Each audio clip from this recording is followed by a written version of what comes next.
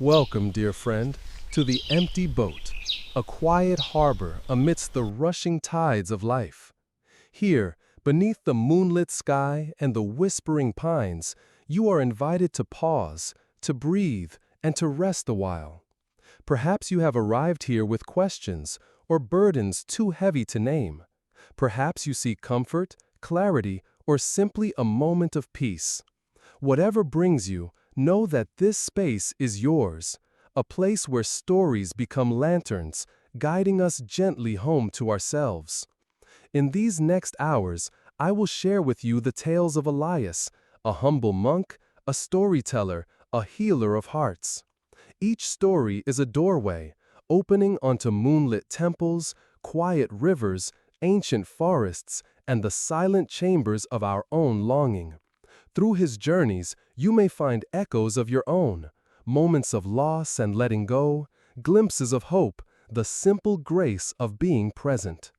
Let the world grow quiet around you. Settle into the stillness.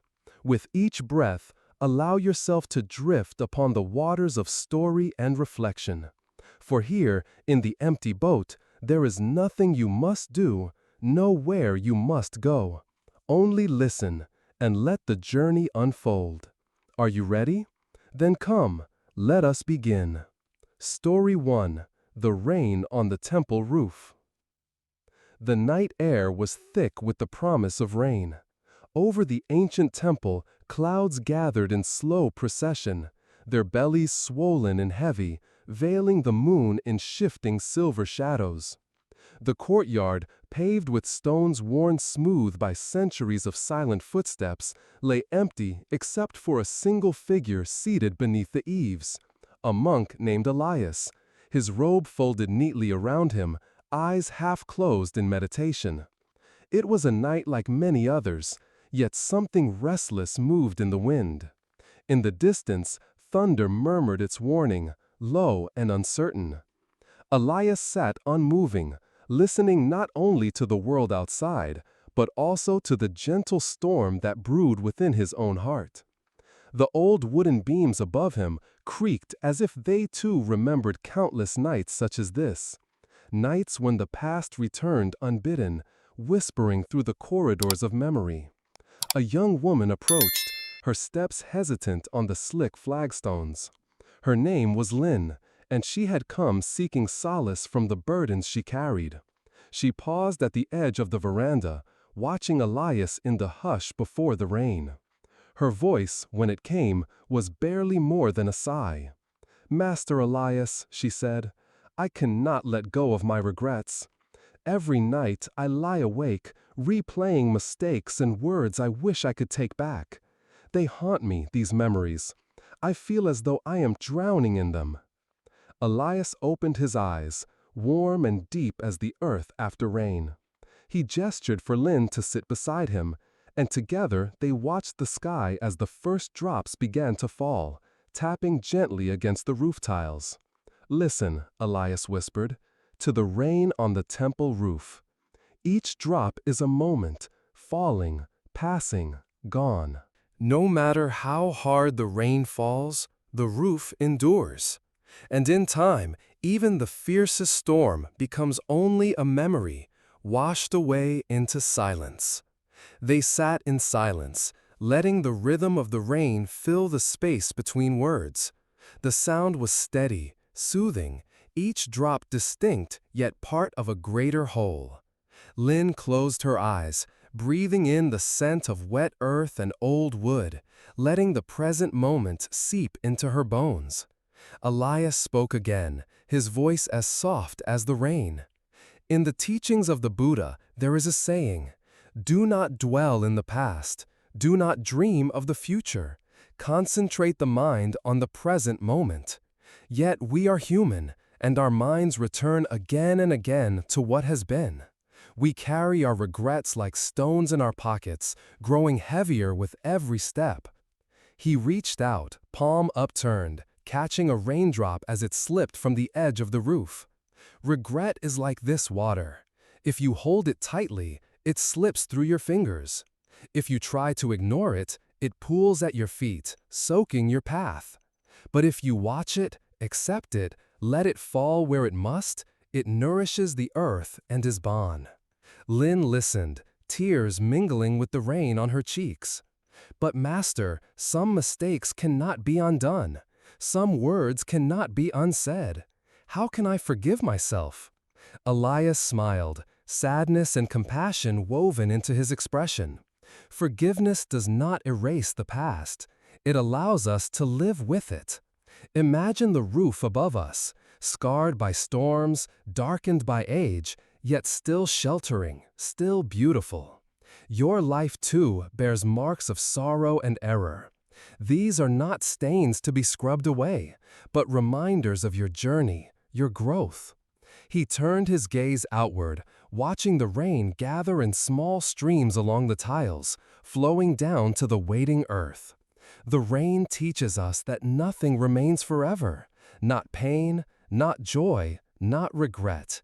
Everything passes. What matters is how we meet each moment, how we allow ourselves to be cleansed by experience rather than drowned by it. The rain intensified, drumming now in earnest, filling the courtyard with a music both wild and tender. Lynn felt her breath deepen, her shoulders relax. For the first time in many months, she allowed herself to simply be, to listen, to feel, to exist without judgment. Elias continued, his words weaving through the rain. In modern life, we are taught to strive for perfection, to fear mistakes, to judge ourselves harshly for every misstep. Psychology calls this rumination, the endless replaying of events, the self-blame that corrodes our peace.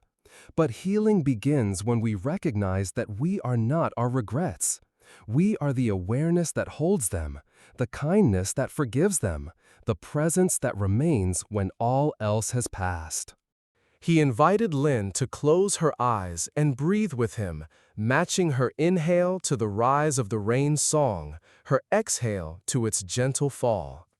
With each breath, imagine your regrets as leaves floating on a stream.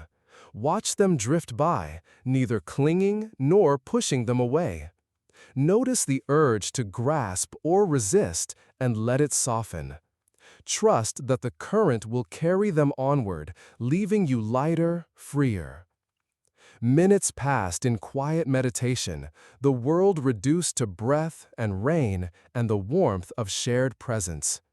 When Lynn opened her eyes, the storm had begun to wane. The air was fresh, alive with the scent of renewal. Puddles mirrored the lantern light, and somewhere a frog sang in celebration of the night. Elias placed a gentle hand on her shoulder. Tonight, as you prepare for sleep, listen for the rain, whether outside your window or within your heart. Let it remind you that all things pass, that you are not defined by what has been, but by how you choose to meet this moment. Regret may visit, but it need not stay. Welcome it, learn from it, then let it go with the rain. He offered her a final reflection, a question to carry into the quiet hours. What would it feel like to forgive yourself just for tonight? To rest beneath the shelter of your own compassion, trusting that the rain will wash you clean. As Lynn rose to leave, the temple seemed to glow softly in the aftermath of the storm. The burdens she had carried felt lighter, her steps surer. She glanced back at Elias, who remained seated beneath the eaves, serene as the mountain itself. The rain on the temple roof faded to a memory, but its lesson lingered, gentle, persistent, healing. And so, dear listener, as you listen to this story, I invite you to reflect. What regrets do you carry? Can you hear the rain in your own heart and let it wash away what no longer serves you? Share your thoughts below and let us walk this path of forgiveness together. If this story brought you comfort, please like, comment, and follow for more journeys with Elias. May your night be peaceful and your spirit renewed with the coming dawn. Story 2: The Sand Mandala's Lesson. The first light of dawn crept softly over the ancient monastery, painting the tiled roofs in hues of gold and rose. In the quiet heart of the temple, a group of monks gathered in the meditation hall, their saffron robes glowing like lanterns in the pale morning. The air was faint with the scent of incense and the low, melodic hum of chanting, a sacred space suspended between night and day. Elias sat among them, his posture as steady as the mountains beyond the valley. For many days now, he had watched the youngest monks labor patiently over a sand mandala on the polished wooden floor. Each grain of colored sand was placed with exquisite care, forming intricate patterns that spiraled outward from a single point, petals, wheels, rivers, and clouds emerging in dazzling symmetry. The work was slow, meditative, and demanding. One careless breath could undo hours of effort. On this particular morning, a boy named Tenzin knelt at the edge of the mandala, his small hands trembling as he added the final touches to a delicate lotus blossom. His eyes were wide with awe and pride, yet shadowed by a growing anxiety. He glanced at Elias, seeking reassurance. "Master," Tenzin whispered, "it is almost finished. I have never made something so beautiful, but I am afraid. What if someone ruins it? What if the wind scatters it before we are done?" Elias smiled gently, his gaze warm and knowing. "Come, Tenzin," he said, beckoning the boy to sit beside him. The other monks continued their silent work, the only sound the soft hiss of sand falling onto wood. Elias traced a finger along the edge of the mandala, careful not to disturb its fragile lines. "This mandala is a mirror, reflecting the nature of all things. We labor with love, shaping beauty from chaos, yet nothing we create can last forever. The Buddha taught, all conditioned things are impermanent. When one sees this with wisdom, one turns away from suffering." Tenzin looked down, his lips pressed into a thin line. "But why must it end, Master? Why can't we keep it always?" Outside, the wind stirred the bamboo, leaves whispering secrets to the morning sun. Elias listened for a moment, then spoke with the patience of one who has watched many seasons come and go. "Let me tell you a story," he began, his voice weaving through the stillness. "Long ago, there was a king who wished to capture happiness.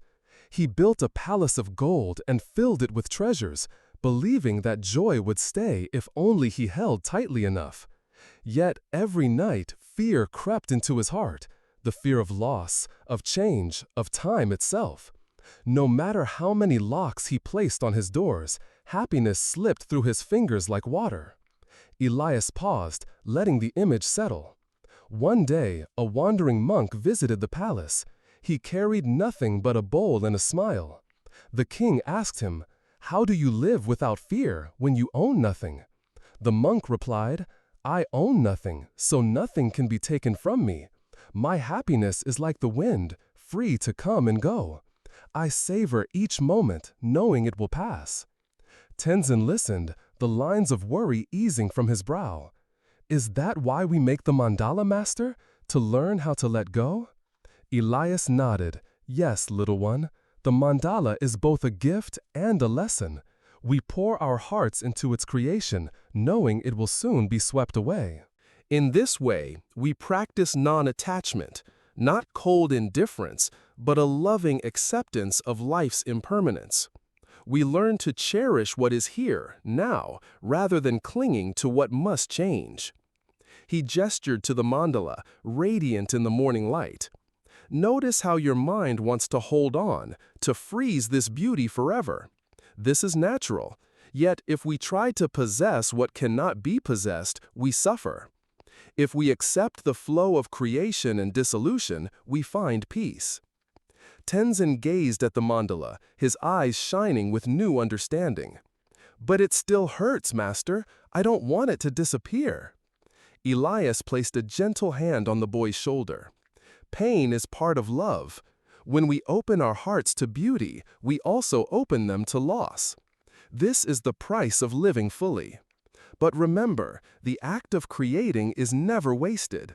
The joy, the learning, the presence you brought to each grain of sand, that remains, even after the mandala is gone. He leaned closer, his voice soft as a lullaby. In modern times, people struggle with change. We fear endings of relationships, of jobs, of youth. We cling to memories, possessions, even grudges, hoping to shield ourselves from sorrow. Psychologists call this resistance to impermanence a root of anxiety and depression. Yet, the more we resist, the more we suffer.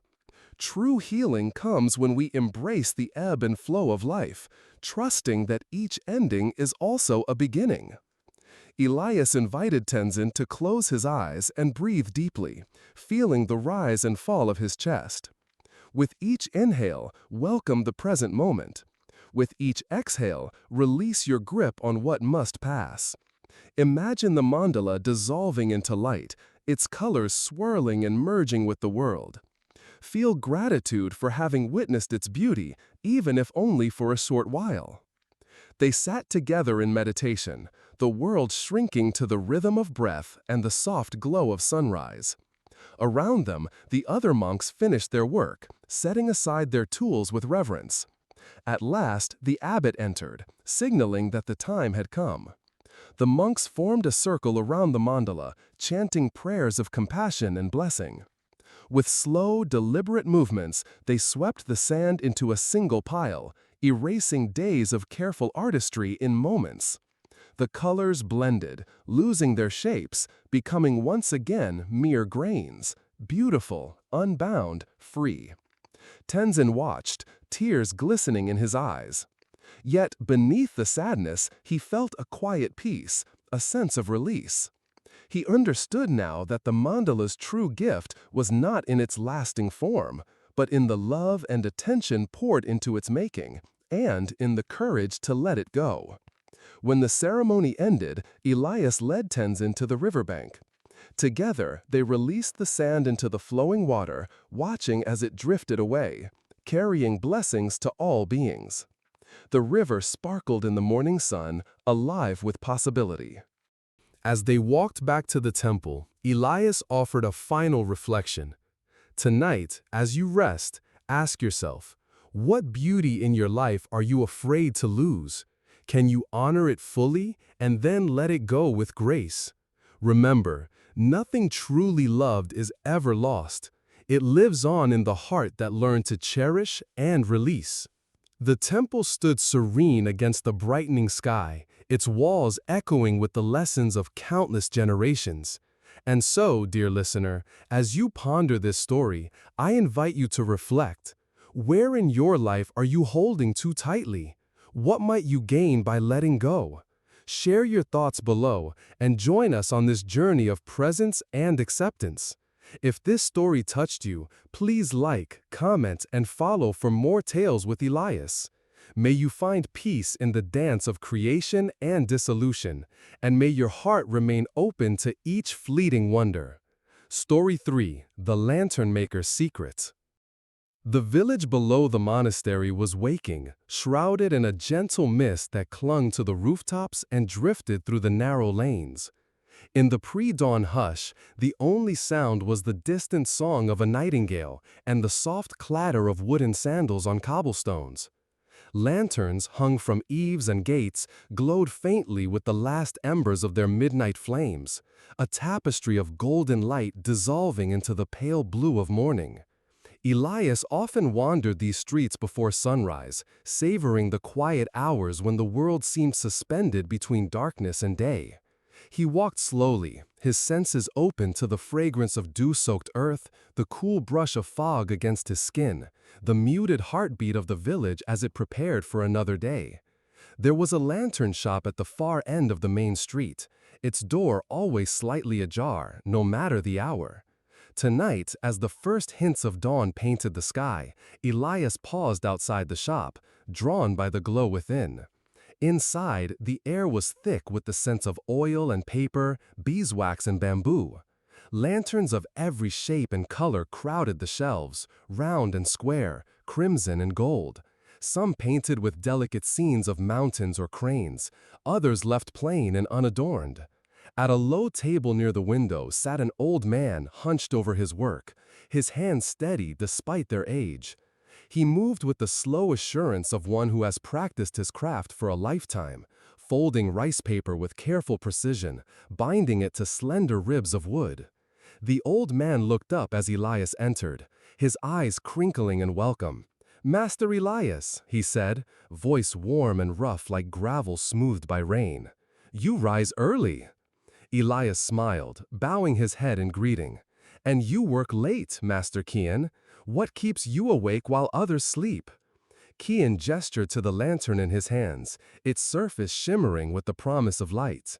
"I am finishing a special order. A young woman from the village lost her father last winter. She asked for a lantern to guide his spirit home during the festival. I want it to shine brighter than any other." Elias watched as Kian dipped a brush into ink and traced a single character onto the lantern's side: hope. The stroke was fluid, alive, as if the word itself contained a secret flame. "Tell me, Master Kian," Elias said softly, "what is the secret to making a lantern that truly shines?" Kian paused, setting down his brush. He considered the question, then motioned for Elias to sit beside him. "Let me show you something," he whispered, reaching beneath the table for a battered box. From it, he drew a lantern unlike any other. Its paper patched and faded, its frame bent, yet it glowed with a strange inner radiance. "This was the first lantern I ever made," Kian explained, turning it gently in his hands. "I was a boy, lost and afraid after my parents died. My teacher told me to make a lantern, not for the festival, but for myself. Find your own light," he said. "Then you will never be lost even in the darkest night."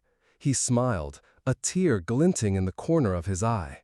"It was crooked and ugly, but when I lit it, something inside me changed. I realized that the true purpose of a lantern is not to banish the darkness, but to help us see our way through it. The light comes from within, not from the lantern itself." Elias listened, his heart stirred by the simplicity and depth of the lesson.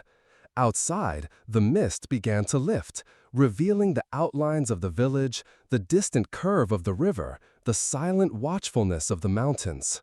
"In the teachings of the Buddha," Elias said quietly, "it is written, thousands of candles can be lit from a single candle, and the life of the candle will not be shortened. Happiness never decreases by being shared. We each carry a light within us, though we may forget it in times of sorrow or confusion. Sometimes we look for guidance outside ourselves, seeking approval, love, or answers from others. But the truest illumination comes from tending our own flame, however small or fragile it may seem." Kian nodded, passing the old lantern to Elias. Its warmth seeped into his palms, a reminder of all the nights spent searching for meaning, all the mornings begun in hope. "Many people come to me asking for lanterns to ward off fear, to bring luck, to remember those they have lost. They believe the lantern itself holds magic. But I tell them, the real magic is in the intention, the care, the love poured into its making. That is what gives it power." A bell sounded in the distance, calling the monks to morning meditation. Elias rose, bowing deeply to Kian. "Thank you for sharing your secret, old friend. May your lanterns continue to light the way for many souls." As Elias stepped back into the street, the village had awakened. Children ran laughing past the temple gates, merchants swept their doorways, and the aroma of fresh bread drifted from the baker's stall. Above it all, lanterns swayed gently in the breeze, their lights flickering in the new day. He walked slowly toward the monastery, reflecting on the story he had heard. How often, he wondered, do we search for light outside ourselves, forgetting the quiet fire that burns within? How often do we wait for someone else to guide us when all along we possess the means to find our own way? In modern life, it is easy to feel lost. The world is loud, full of distractions and demands. We are taught to measure our worth by achievements, possessions, or the opinions of others. When difficulties arise, loss, uncertainty, heartbreak, we may feel as if the darkness will swallow us whole. Yet, as psychologists remind us, resilience grows not from avoiding pain, but from facing it with courage and self-compassion. The light we seek is not found in external circumstances, but in the willingness to meet ourselves honestly, to nurture hope even in despair. Elias reached the monastery gates, pausing to watch the sun break through the clouds. He closed his eyes, breathing in the crisp morning air, feeling the warmth of his own presence. He remembered Kian's words. The true purpose of a lantern is not to banish the darkness, but to help us see our way through it. That evening, as dusk settled over the valley, Elias gathered the young monks in the courtyard. He told them the story of the lantern maker's secret, inviting each to craft a lantern of their own, not for display, but as a symbol of their inner light. Together, they worked in silence, folding paper, tying knots, painting wishes and prayers onto the fragile surfaces. When the lanterns were finished, Elias led the group to the edge of the river. One by one, they lit their lanterns and set them afloat, watching as the tiny flames drifted downstream, illuminating the water with hope and remembrance. The night was still, save for the soft murmur of the current and the gentle laughter of children chasing dreams along the shore. Before returning to his cell, Elias offered a final reflection to his students. Tonight, as you lie in bed, ask yourself, where does your light come from? What intention fuels your flame? If you find yourself lost in darkness, remember the lantern maker's secret. The light you seek is already within you. Tend it with kindness and let it shine for others. And so, dear listener, as you listen to this tale, I invite you to reflect. What is the source of your own light? How might you nurture it, especially in times of doubt or sorrow? Share your thoughts below, and let us journey together in search of illumination. If this story brought you comfort, please like, comment, and follow for more stories with Elias. May your path be bright and your heart ever aglow with hope. Story 4. The Silent Carp in the Pond. The monastery garden was a sanctuary of stillness, nestled behind ancient stone walls and an arched wooden gate that creaked with every gentle breeze. Here, time seemed to soften, stretching each moment into a quiet eternity beneath the graceful sweep of willow branches. At the heart of this tranquil haven lay a pond, its surface glassy and undisturbed except for the occasional ripple from a falling leaf or the delicate landing of a dragonfly. Brother Elias often found solace by the pond at dawn, when the air was crisp and the world not yet fully awake. He would sit on a smooth granite bench near the water's edge, his posture relaxed but attentive, as if listening for something only silence could reveal. It was here, among the lilies and reeds, that he found his deepest peace, and sometimes his most profound lessons. One morning, as mist curled above the water and the sky blushed with the promise of sunrise, a young novice named Thomas approached Elias. Thomas was known for his restless spirit. He moved quickly, spoke quickly, and his thoughts seemed always to leap ahead of the present moment. Today, however, he walked slowly, shoulders slumped, eyes clouded with worry.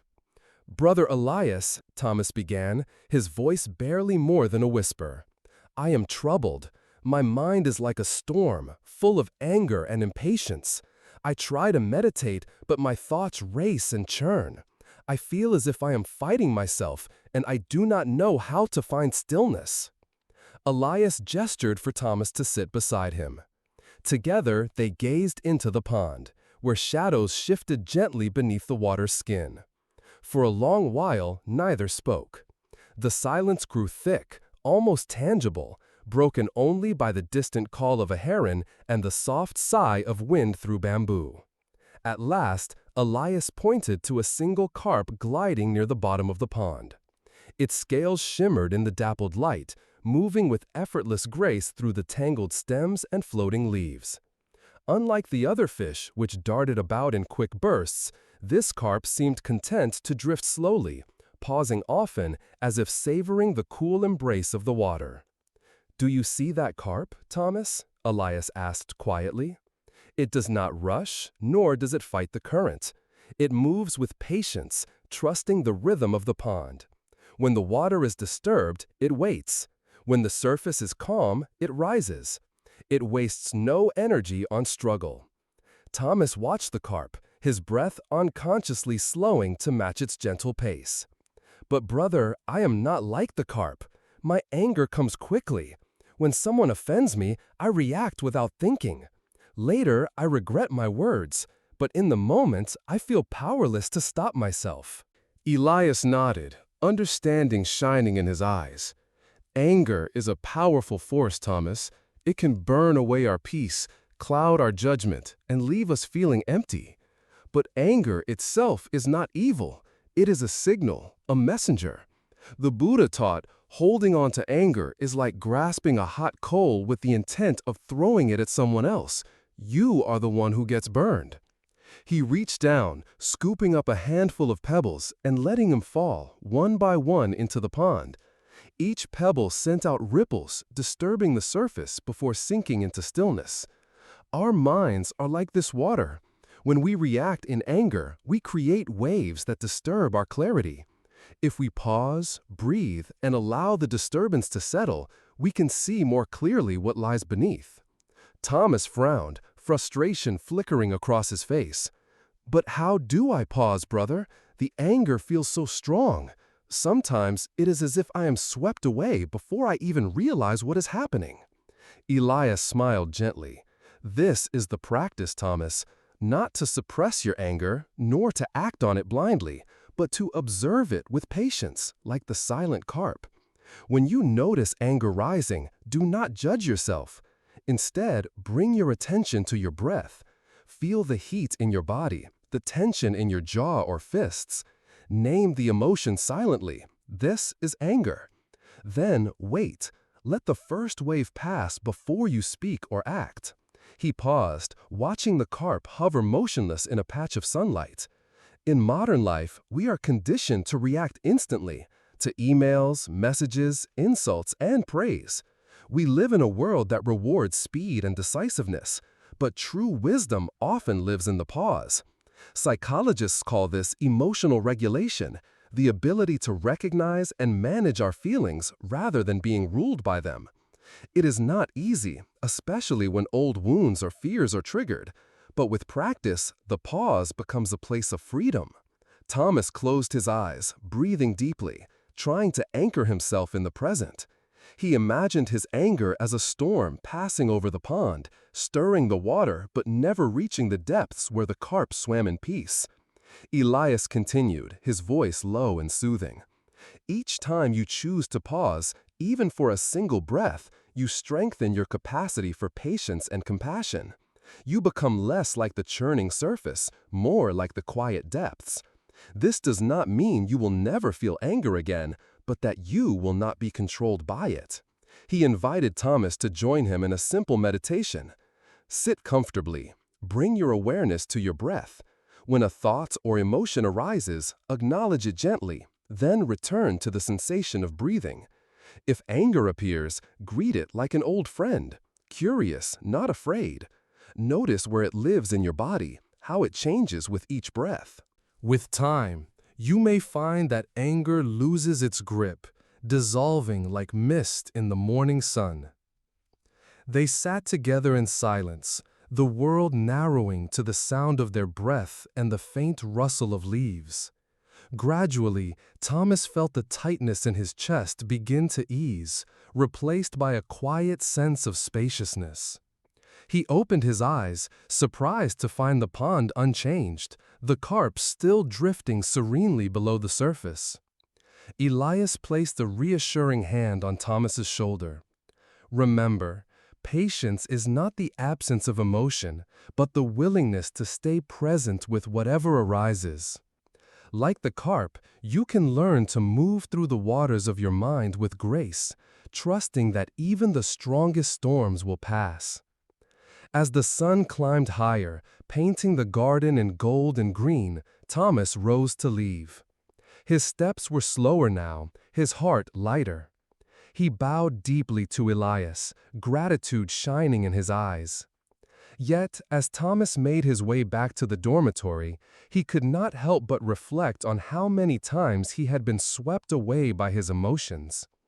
He remembered moments from his childhood, times when anger had erupted like summer thunder, scaring his younger siblings, causing rifts that took weeks to heal.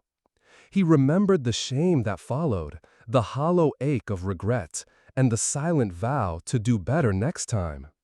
Yet each time the pattern repeated itself, as if he were caught in a current too strong to resist. That afternoon, Thomas returned to the pond alone. He sat quietly, recalling Elias's words.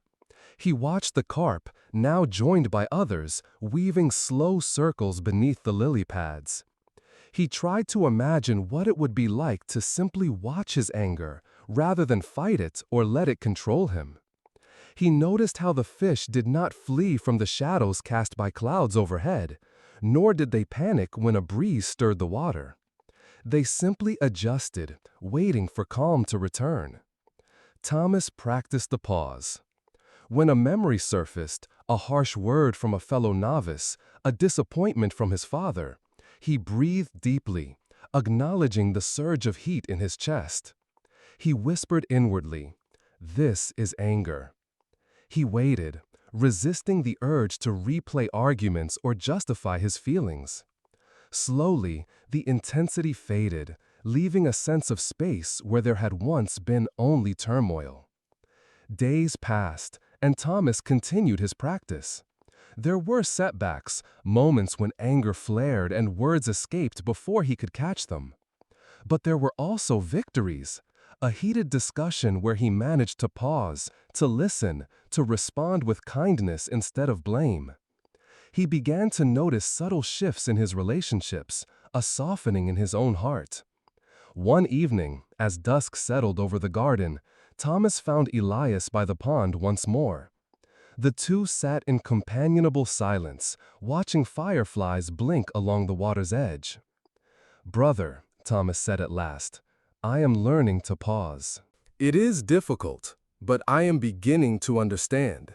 The anger still comes, but it does not drown me. I can see it now, and sometimes I can even let it go." Elias smiled, his eyes reflecting the lantern light. "You have learned well, Thomas.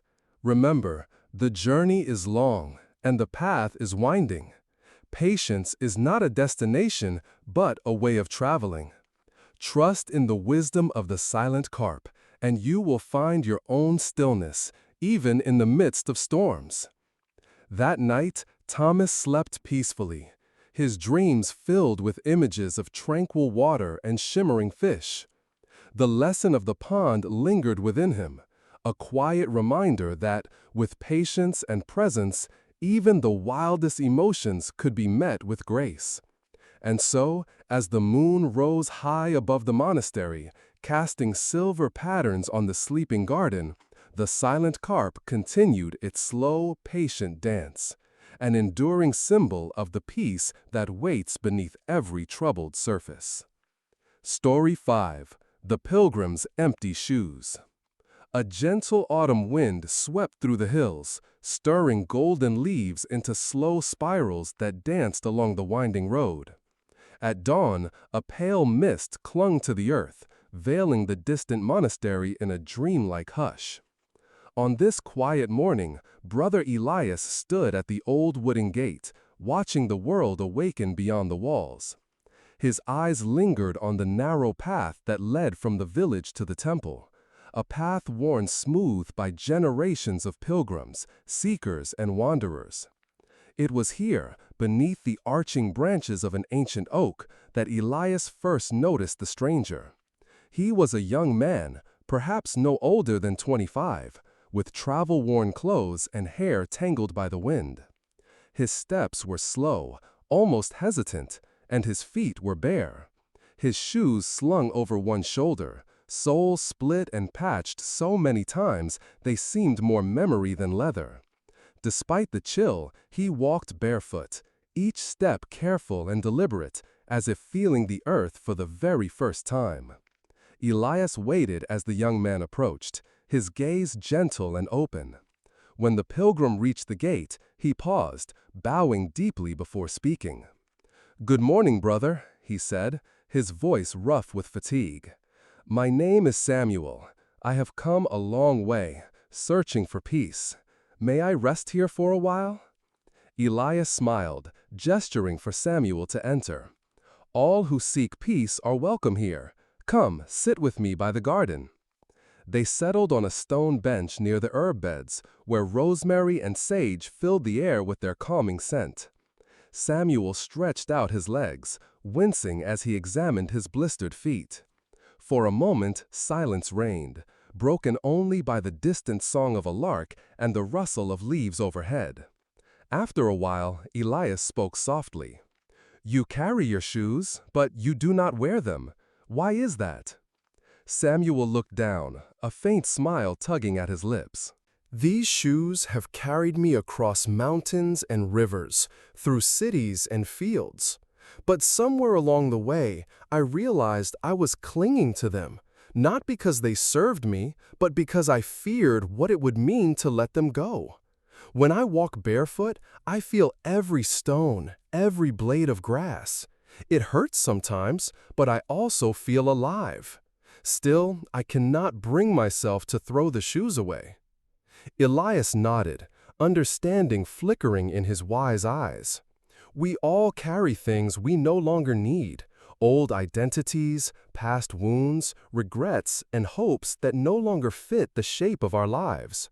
Sometimes we hold on out of habit or fear, believing these burdens define us. Yet freedom often begins when we dare to set them aside, even for a moment. He leaned forward, plucking a leaf from the rosemary bush and rolling it between his fingers. The Buddha once said, "Just as a snake sheds its skin, we must shed our past over and over again." To walk barefoot is to meet life directly, without the protection of what has come before. It is both vulnerable and courageous. Samuel listened, his gaze drifting to the battered shoes beside him. "I left home hoping to find answers, to understand who I am without the expectations of my family, my friends, my old life. Each day, I tell myself I will leave these shoes behind, but when the time comes, I hesitate. What if I need them? What if I am lost without them?" Elias smiled gently. "The mind loves certainty, Samuel. It clings to what is familiar, even when it causes pain. We mistake comfort for safety, forgetting that growth requires risk. True presence arises when we release our grip on what no longer serves us and trust the ground beneath our feet." He pointed to the garden, where new shoots pushed bravely through the soil. "Notice how the plants grow. They do not cling to last year's leaves. They surrender what is dead, making space for new life. So too must we learn to let go, again and again." Samuel closed his eyes, breathing in the earthy fragrance of the garden. For the first time in weeks, he allowed himself to simply be. No destination, no plan, just the sensation of cool stone beneath his feet and the warmth of the sun on his face. Elias continued, his voice as soft as the breeze. "In modern life, we are taught to build identities. Student, worker, parent, friend. We gather achievements, possessions, stories about who we are and who we should become. Yet these roles can become like old shoes, useful once, but eventually too tight, too worn to carry us further. When we cling to them, we lose touch with the living earth of our being, the place where real peace is found." He invited Samuel to join him in a simple exercise. Take off your shoes, if only for today. Walk slowly through the garden. Feel the texture of the earth, the tickle of grass, the sting of small stones. Notice any resistance or fear that arises. With each step, silently ask yourself, what am I carrying that I no longer need? What might I discover if I let it go? Samuel hesitated, then nodded. Together they walked barefoot along the winding paths, pausing to admire the dew on spider webs, the vibrant color of late-blooming asters, the gentle hum of bees. At first, Samuel winced at the roughness of the ground, but gradually his stride grew more confident. He began to notice subtle sensations, the warmth of sun-baked earth, the cool dampness beneath the shade, the rhythm of his own breath. As they circled back to the bench, Samuel felt lighter, as if some invisible weight had been lifted. He looked at his shoes, now resting quietly in the grass, and laughed softly. "It's strange," he said, "how something so familiar can become a burden. I think I am ready to leave them behind, or at least to walk without them for a while." Elias placed a reassuring hand on Samuel's shoulder. Letting go is not a single act, but a practice. Some days you may pick up your old shoes again. That is natural. What matters is the willingness to return, again and again, to the truth of your own experience. To trust that you are enough, just as you are, without the armor of the past. As the sun climbed higher, casting long shadows across the garden, Samuel bowed deeply to Elias. He gathered his shoes, holding them lightly now, not as a shield, but as a reminder of the journey he had traveled. With a grateful heart, he turned toward the monastery, ready to begin anew.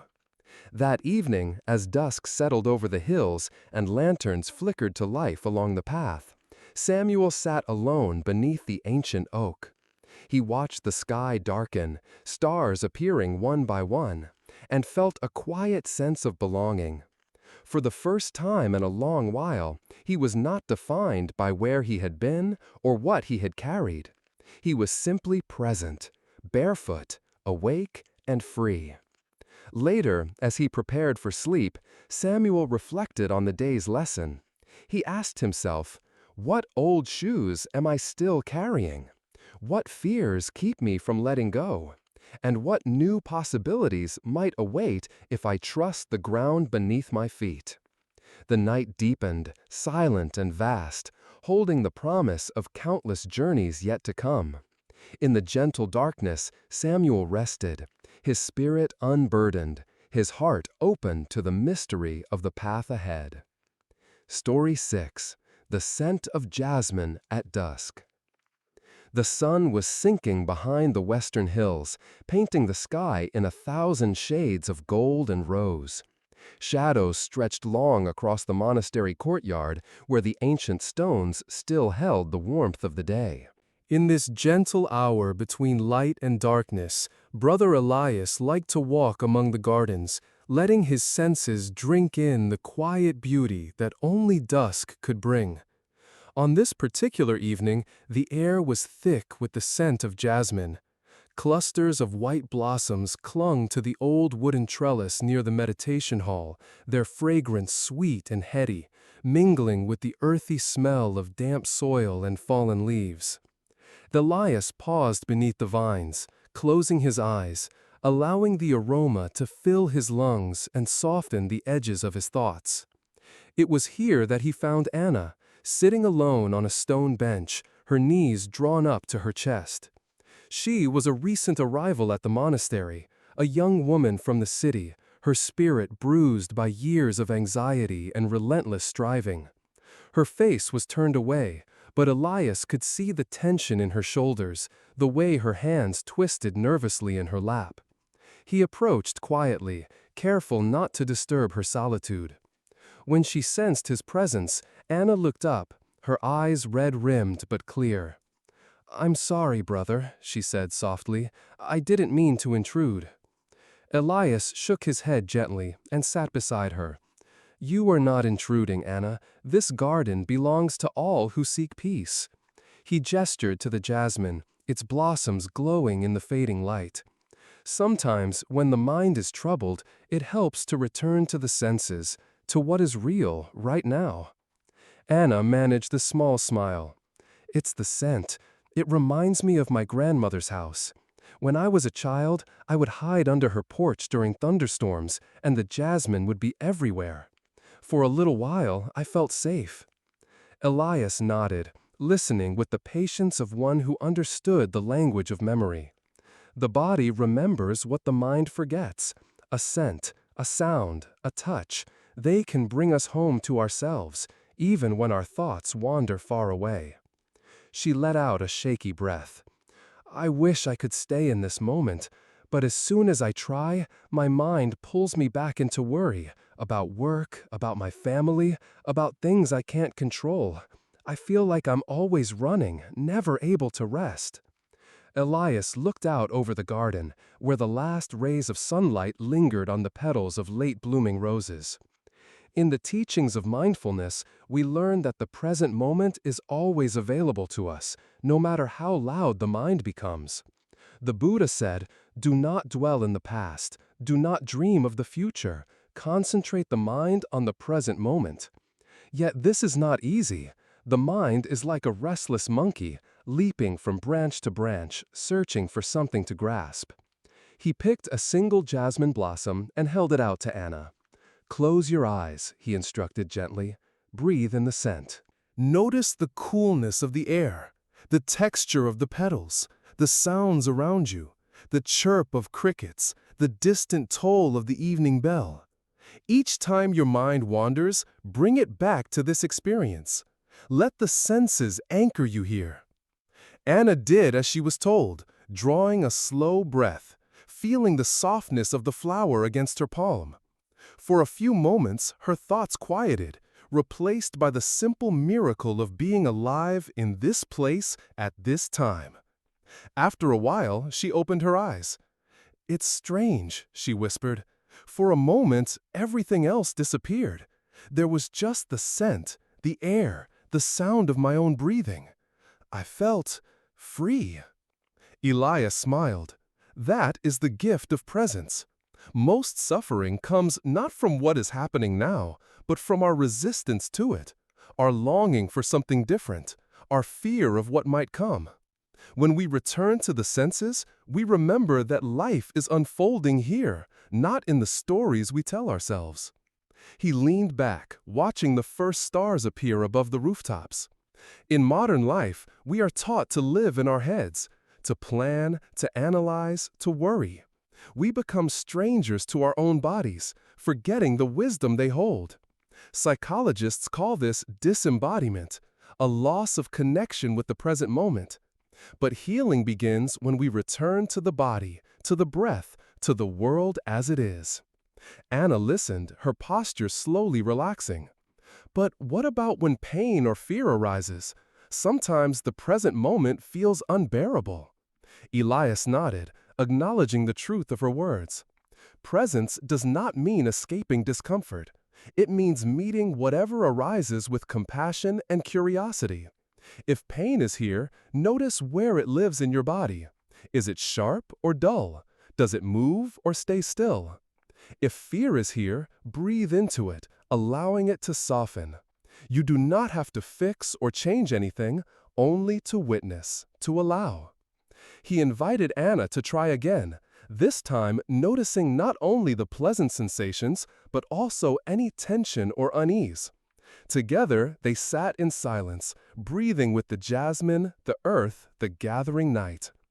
Anna noticed a tightness in her chest, a flutter in her stomach. Instead of pushing it away, she breathed into the sensation, letting it expand and contract with each inhale and exhale. Slowly, the tightness eased, replaced by a sense of spaciousness. She realized that she could hold both comfort and sorrow within the same breath. As darkness deepened, lanterns flickered to life along the garden path. The air grew cooler, but the scent of jasmine remained, grounding them in the here and now. Elias spoke once more, his voice soft as moonlight. Each time you return to the senses, you build a bridge back to yourself. Over time, this practice becomes a refuge, a place you can visit whenever the mind grows wild. Even in the midst of chaos, you can find peace in a single breath, a single blossom, a single moment of presence. Anna nodded, feeling the truth of his words settle inside her like a gentle weight. When I lived in the city, I thought peace meant having no problems, no worries. But maybe it's just this, being able to come back to myself, even for a moment. Elias looked at her with kind eyes. Peace is not the absence of storms, but the ability to find shelter within them. Life will always bring challenges, loss, uncertainty, change. But you can meet each moment with openness, returning again and again to the ground of your own being. They walked together through the garden, the gravel crunching softly beneath their feet. Anna paused by the koi pond, watching the fish glide beneath the surface, their movements calm and unhurried. She felt her breath slow, her mind settling like silt in clear water. Sometimes, she said, I think I've spent my whole life running from discomfort, trying to control everything so I won't have to feel pain. But tonight, sitting here, I realize I don't have to run. I can just be. Elias nodded. This is the heart of mindfulness, not to escape life, but to enter it fully, with all its beauty and difficulty. To know that you are strong enough to hold whatever arises, and gentle enough to let it go. They returned to the bench beneath the jasmine. The night was deep now, the sky scattered with stars. Anna closed her eyes, breathing in the fragrance, feeling gratitude for this moment of presence, for the chance to begin again. Before they parted, Elias offered a reflection. Tonight, as you prepare for sleep, ask yourself, what anchors you to the present? Is it a scent, a sound, a sensation? When the mind wanders, gently return to this anchor. Trust that you can always come home to yourself, no matter how far you roam. Anna smiled, a genuine warmth shining in her eyes. Thank you, brother. I think I will remember the jasmine and this feeling whenever I need to find my way back. As she walked away, the scent of jasmine lingered in the air, a silent promise that peace was never farther than a single breath, a single moment, a single act of gentle attention. And in the quiet darkness, the garden held its secrets close, waiting patiently for all who sought the healing power of presence. Story 7. The Spider's Dewy Web. Dawn crept quietly into the monastery, spilling pale light over the tiled roofs and waking the world with a gentle hush. The garden, still heavy with night's moisture, shimmered as the first rays touched every blade of grass and trembling leaf. In this delicate hour, Brother Elias made his way along the winding stone path that led to the farthest corner of the grounds, a place where wildflowers grew in tangled profusion and the air was thick with the scent of earth and promise. He walked slowly, savoring the silence, until he reached the old wooden bench beneath a towering chestnut tree. There, caught between two slender branches, was a spider's web, sparkling with dew. Each thread was strung with tiny droplets, transforming the humble web into a jeweled tapestry. Elias paused, breath held, so as not to disturb the fragile beauty before him. As he watched, a young novice named Michael approached, his steps uncertain. Michael was new to the monastery, having arrived only weeks before, and carried with him the invisible burdens of loss and disappointment. He had come seeking peace, but found himself haunted by memories of failure, projects abandoned, friendships broken, dreams left unfinished. His hands were restless at his sides, his gaze fixed on the ground. "Good morning, Brother Elias," Michael said, his voice soft and tentative. Elias smiled, motioning for Michael to join him on the bench. "Good morning, Michael. Come, sit with me. Have you seen the spider's web?" Michael looked up, following Elias's gesture. For a moment, he simply stared, transfixed by the intricate pattern and the way the dew caught the light. "It's beautiful," he whispered, "so delicate, but it seems strong too." Elias nodded. "Yes, it is both. The spider works through the night, spinning each thread with patience and care.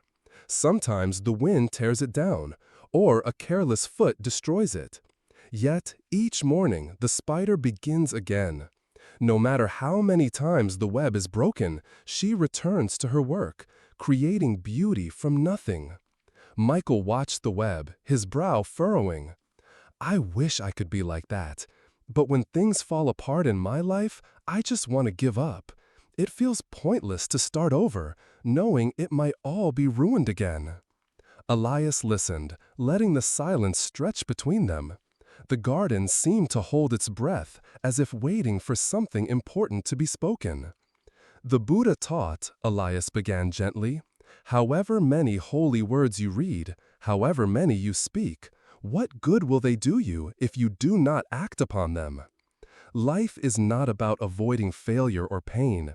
It is about meeting each day with courage, even when we know our efforts may not last. The spider does not despair when her web is destroyed. She trusts in her ability to create again."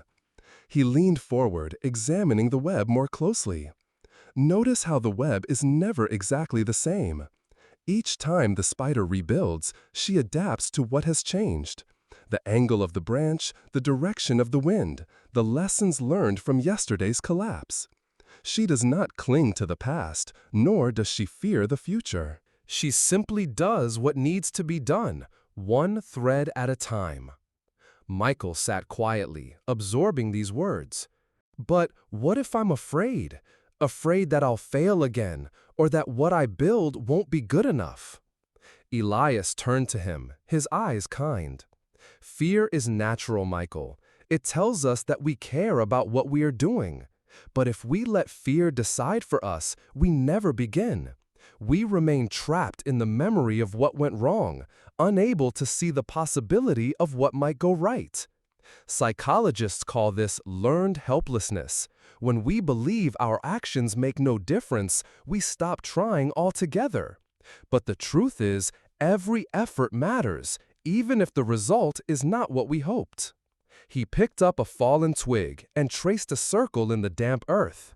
"Think of your life as a series of webs. Some will be torn, some will endure. What matters is not their perfection, but your willingness to return, to try again, to trust in your own resilience." Michael glanced at the web, noticing now the small imperfections, a thread stretched too tight, a gap where the silk had snapped. Yet the web held together, catching the light, holding its shape despite its flaws. "I suppose the spider doesn't judge her work," Michael said quietly. "She just keeps going." Elias smiled. "Exactly. Judgment is the weight we add to our burdens. The spider knows only the task before her. If we can meet our own lives with such acceptance, we free ourselves from the tyranny of perfection. We become more patient, more compassionate, with ourselves and with others." They sat in silence, watching as a breeze stirred the web, sending ripples through the dewdrops. A single droplet slipped free, falling to the earth below. The web trembled, then settled intact. "In modern life," Elias continued, "we are surrounded by messages that tell us we must succeed, achieve, produce results that last. We measure our worth by what endures, forgetting that most of life is transient. Relationships change, careers shift, health comes and goes.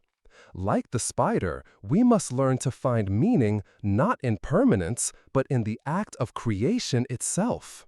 He invited Michael to close his eyes and breathe deeply, feeling the cool air fill his lungs. With each breath, imagine yourself weaving a new thread, not for anyone else, not for approval or reward, but simply because it is your nature to create, to love, to hope. Let go of the need for guarantees. Trust that whatever happens, you have the strength to begin again. Michael breathed in, feeling the tension in his shoulders ease. He picked himself building, failing, rebuilding, each attempt a testament to his courage rather than a mark of defeat. After a while, Elias rose, brushing dew from his robe. "Come, Michael, let us walk through the garden. Notice how every flower, every blade of grass exists only for a season. Their beauty is not diminished by its brevity. So too with our efforts. They matter, even if they do not last." As they walked, Michael felt a quiet resolve growing within him. He remembered projects abandoned, friendships lost, dreams deferred. But now, instead of shame, he felt a gentle compassion for his younger self. He saw that each ending had also been a beginning, each failure a lesson in resilience. That evening, as dusk gathered and the garden glowed with the last light of day, Michael returned to the bench beneath the chestnut tree. The spider's web was still there, though a few threads had loosened in the wind. He watched as the spider emerged from her hiding place, setting to work with tireless determination, repairing what had been damaged, spinning new lines where old ones had failed. Michael smiled, understanding at last the lesson of the dewy web. He did not need to be perfect, nor did he need to fear the inevitable losses of life. All that was required was the willingness to return, to begin again, to trust in the quiet strength that lived within him. As night fell and the stars appeared above the monastery, the garden settled into silence once more. The spider worked on, undaunted by the darkness, her web shining softly in the moonlight. A fragile, resilient miracle, woven anew with every dawn. Story 8. The Wind Chime's Song. A gentle breeze wound its way through the monastery grounds, carrying with it the promise of spring. The garden was alive with color, tulips and daffodils nodding in the sunlight, bees humming from blossom to blossom, and birds weaving songs into the morning air. At the edge of the herb garden, just beneath the eaves of the old library, hung a set of wind chimes. Their slender metal tubes glimmered in the light, swaying softly as the wind passed through, releasing a melody that seemed both ancient and new. Brother Elias paused on his walk, drawn by the delicate music. He stood for a moment, eyes closed, letting the sound wash over him. A cascade of clear notes rising and falling, sometimes bright and playful, sometimes low and wistful. It was a song without beginning or end, shaped entirely by the whims of the wind. Nearby, on a wooden bench, sat Julia, a young woman who had come to the monastery seeking refuge from the relentless noise of her own life. Her hair was tucked behind her ears, her hands folded tightly in her lap. She looked up as Elias approached, her face shadowed by worry. "Good morning, Julia," Elias greeted her, settling beside her on the bench. "You look thoughtful today." Julia offered a small smile. "I suppose I am. I've been listening to the wind chimes. They remind me of home. My grandmother used to hang them outside her kitchen window. But here, they sound different, softer somehow. I can't quite explain it." Elias nodded, following her gaze to the chimes. "Each place has its own song, shaped by the wind, the air, the memories we bring. What do you hear when you listen?" Julia hesitated, searching for words. "Sometimes I hear peace. Other times I hear longing. There are moments when the chimes sound joyful, but then the wind shifts and the notes become almost mournful. It's strange. I came here hoping to find silence, but instead I keep finding these little pockets of music." Elias smiled gently. "Silence is not the absence of sound, but the presence of stillness within us. The world will always offer its melodies, some sweet, some sorrowful. Our task is not to escape them, but to listen deeply, to let them move through us without clinging or resistance." He reached out, touching one of the chimes lightly. It swung, adding its voice to the morning chorus. The Buddha taught, "Better than 1,000 hollow words is one word that brings peace." Sometimes that word is not spoken at all. It is heard in the rustle of leaves, the call of a bird, the song of the wind chime. When we truly listen, we discover that even the smallest sounds can bring us home to ourselves. Julia watched the chimes sway, her breath slowing. At home, there was always so much noise. Traffic, phones, people arguing. I thought if I could just get away, I'd finally be able to think clearly. But now that I'm here, I realize my mind is just as noisy as the city ever was. Elias chuckled softly.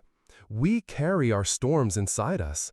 No matter where we go, the mind finds ways to fill the silence with worries, regrets, plans, and memories. True quiet comes not from changing our surroundings, but from changing our relationship to what we hear. He invited Julia to close her eyes and listen, not just to the chimes, but to every sound around them. Notice the layers, he said quietly.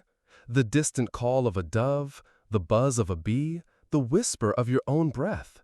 Let each sound arise and fade away like waves on the shore. If your mind wanders, gently return to the present, anchored by the music of this moment. Julia obeyed, her body relaxing as she tuned in to the symphony of the garden. For a while, neither spoke. The wind picked up, and the chimes sang more boldly, their notes ringing out across the courtyard. Julia felt her thoughts slow, her worries loosening their grip. After several minutes, she opened her eyes. "It's amazing," she murmured. "When I really listen, the sounds don't seem to compete anymore. They blend together, and I feel part of something larger. Even my own heartbeat seems to join in." Elias nodded. This is the heart of mindful listening. We often think of meditation as sitting in silence, shutting out the world. But true meditation is an embrace of everything, the beautiful and the difficult, the harmonious and the discordance. Each sound is a teacher, inviting us to wake up, to pay attention, to be present. He leaned back, watching a pair of sparrows flit among the branches. In modern life, we are bombarded by noise, not just external, but internal. The constant chatter of the mind can be exhausting. Psychologists call this cognitive overload, when too many stimuli compete for our attention, leaving us anxious and scattered. The antidote is not to flee from sound, but to meet it with curiosity and openness. To listen, not with judgment, but with acceptance. Julia considered this, her fingers tracing the grain of the bench. But what about the painful sounds, the harsh words, the memories I wish I could forget? How do I listen to those without being overwhelmed? Elias turned to her, his expression gentle. All sounds have their place. Some bring joy, others bring pain. When a difficult memory arises, treat it as you would a note in the wind chime song. Acknowledge it, let it pass through you, and allow it to fade. You do not need to hold on to it, nor do you need to push it away.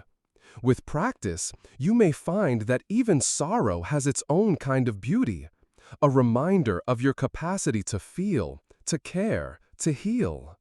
He suggested a simple practice. Tonight, before you sleep, sit quietly and listen to the sounds around you. Notice which ones bring comfort, which ones stir discomfort. Breathe with each one, allowing them to come and go. If you find yourself tensing, return to the breath, to the gentle music of the wind chime. Over time, you will discover a deep well of peace that is always available, no matter how loud the world becomes.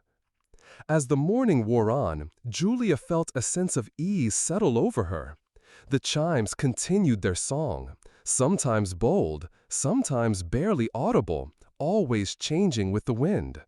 She realized that she did not need to control the music, only to receive it, to trust that, whatever arose, she could meet it with presence and grace. Later, as she walked through the garden, Julia found herself listening in a new way. She noticed the crunch of gravel beneath her feet, the laughter of other visitors, the distant clang of a bell calling monks to prayer. Each sound became a thread in the tapestry of her day, weaving her more deeply into the fabric of life. That evening, as dusk fell and the air cooled, Julia returned to the bench beneath the wind chimes. She sat quietly, breathing in the scent of blooming herbs, listening to the last notes of the day. In the fading light, she felt a quiet gratitude for the music of the world, for the gift of listening, for the wisdom that comes when we open our hearts to every note, every silence, every fleeting song of the wind. Story 9. The Monk Who Lost His Shadow. The monastery was wrapped in the hush of early evening, the last rays of sunlight slipping behind distant hills and casting long shadows across the ancient stone courtyard. Lanterns flickered to life along the colonnades, their golden glow softening the gathering darkness. Brother Elias stood at the edge of the reflecting pool, watching the surface ripple with the faintest breeze, his own shadow stretching out beside him, tall, silent, inseparable. It was on such an evening that a new novice arrived at the monastery gates. His name was Peter, a young man with searching eyes and a quiet intensity. He carried little more than a worn satchel and the weight of something unseen, a heaviness that clung to him like a second skin. The other monks welcomed him warmly, but Peter kept to himself, often wandering the gardens alone or sitting in silent meditation beneath the old willow tree. One night, as Elias walked the moonlit path by the pond, he found Peter standing motionless, staring at the ground. "Brother Peter," Elias called gently, "what brings you out so late?" Peter turned, startled from his reverie. I couldn't sleep," he replied, his voice barely above a whisper. "There's something I can't shake. It follows me everywhere." Elias approached, noticing the troubled look in Peter's eyes. "Would you like to talk about it?" Peter hesitated, then nodded.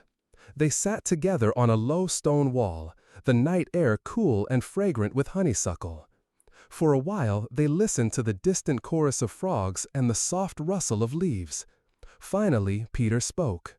"When I first came here, I thought I could leave my past behind. But it's as if a part of me is missing, or maybe a part of me is haunting me. Sometimes, when I walk in the garden at dusk, I feel as though I have lost my shadow. Other times, it feels like my shadow is all I am."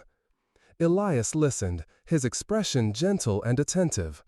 "Tell me about this shadow, Peter. What does it mean to you?" Peter looked down, his hands twisting in his lap. "It's the parts of myself I wish I could forget, the anger, the mistakes, the things I did when I was lost. I try to be good, to meditate, to follow the teachings, but the harder I try to be light, the darker my shadow seems to grow. I'm afraid I'll never be free of it." Elias nodded, understanding the struggle that so many face. "We all have shadows, Peter. The Buddha taught, just as a bright lamp casts a deep shadow, so too does great virtue reveal our hidden flaws. Our shadows are not our enemies. They are teachers, showing us where we still need compassion and understanding." He paused, letting the words settle between them. Many people believe that spiritual practice means banishing the shadow, becoming pure, flawless, untouched by darkness. But true wisdom lies in turning toward what we fear, meeting it with curiosity rather than judgment. Peter frowned, struggling to accept this. "But how do I do that? When the memories come, I feel ashamed. I want to run away, to hide. How can I possibly embrace something so painful?" Elias reached into his robe and drew out a small, smooth stone. He handed it to Peter. "Hold this in your hand. Feel its weight, its texture. Imagine that this stone is your shadow, all the parts of yourself you wish were different. Now, instead of throwing it away, simply hold it. Notice any resistance, any urge to drop it. Breathe with it. Peter closed his fingers around the stone, feeling its cool solidity. At first, his grip was tight, his breath shallow. But as he focused on the sensation, his hand began to relax. The stone grew less threatening, more familiar. Now, Elias continued, bring to mind one memory that troubles you. See if you can hold it gently, without pushing it away or getting lost in it. Name it softly. Anger, regret, fear, and breathe. Notice what happens. Peter tried, his brow furrowed in concentration. A wave of sadness washed over him, but he stayed with it, breathing through the discomfort.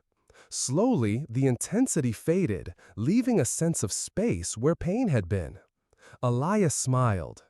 This is the beginning of shadow work, not fighting or fleeing, but allowing. In modern psychology, we call this integration, welcoming all parts of ourselves, even those we find difficult. The more we resist the shadow, the more power it has over us. But when we turn toward it with kindness, it loses its grip. He gestured to the moonlit water. Look at your reflection. Do you see how the light and shadow dance together? Neither exists without the other. Your shadow is not a flaw, but a source of depth and wholeness. It reminds you that you are human, capable of both joy and sorrow, wisdom and folly. Peter gazed at his reflection, seeing for the first time not just the outline of his body, but the interplay of light and dark within him. He felt a strange relief, a sense that he no longer needed to fight himself. Elias continued, in our culture, we are taught to hide our imperfections, to present only our best selves.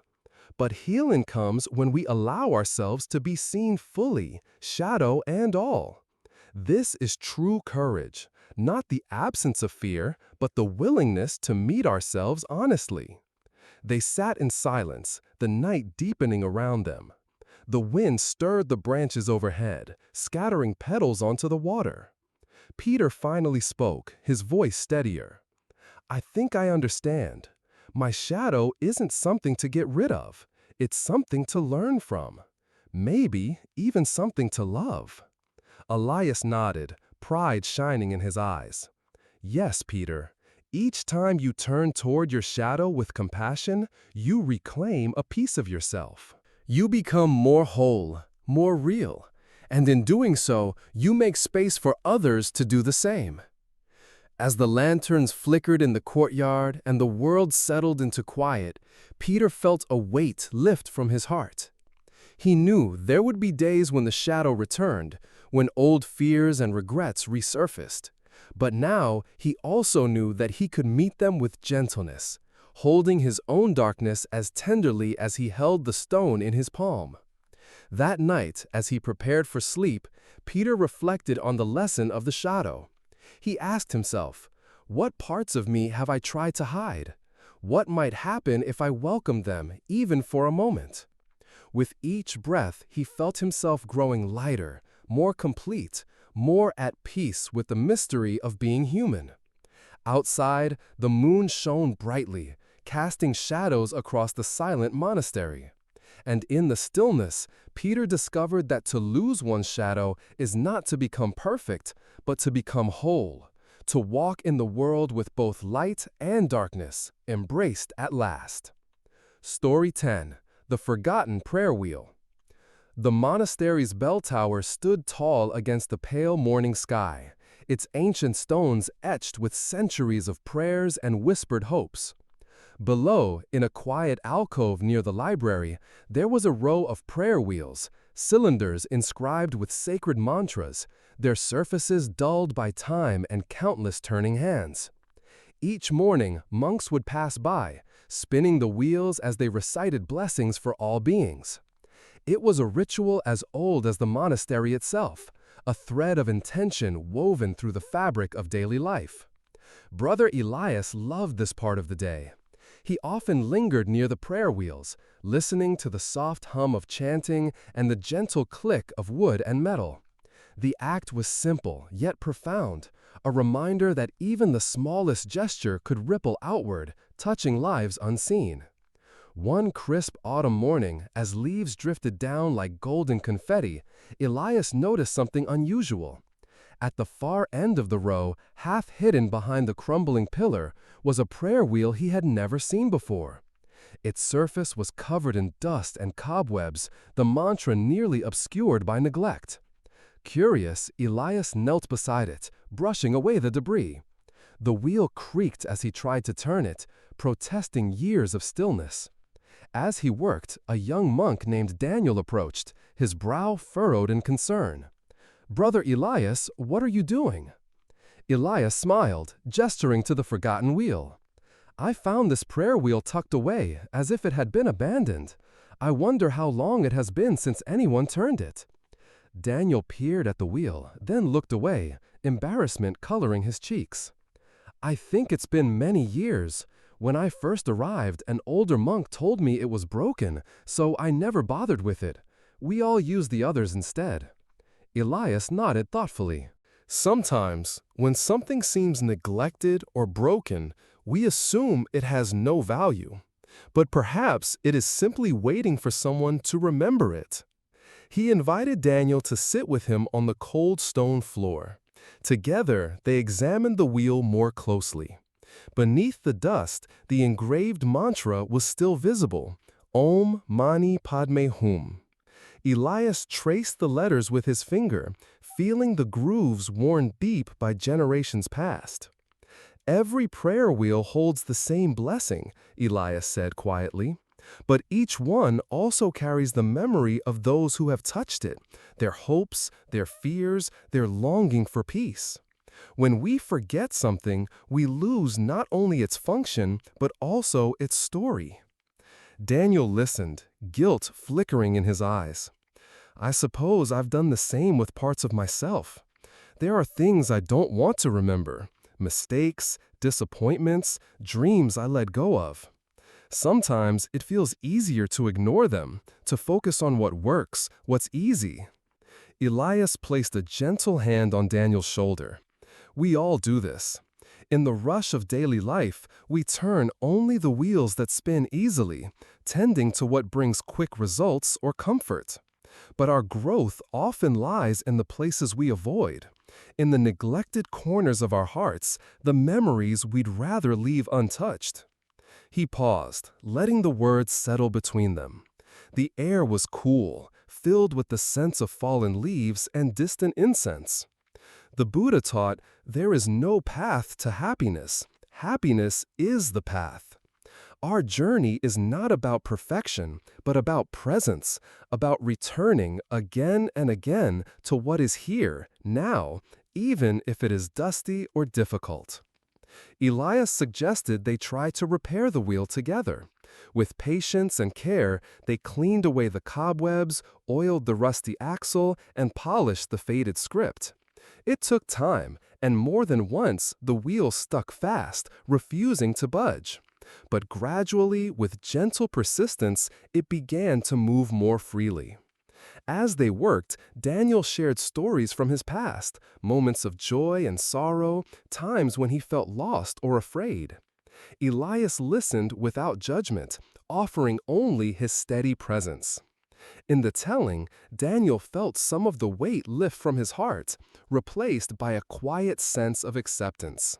At last, the prayer wheel spun smoothly, catching the light as it turned.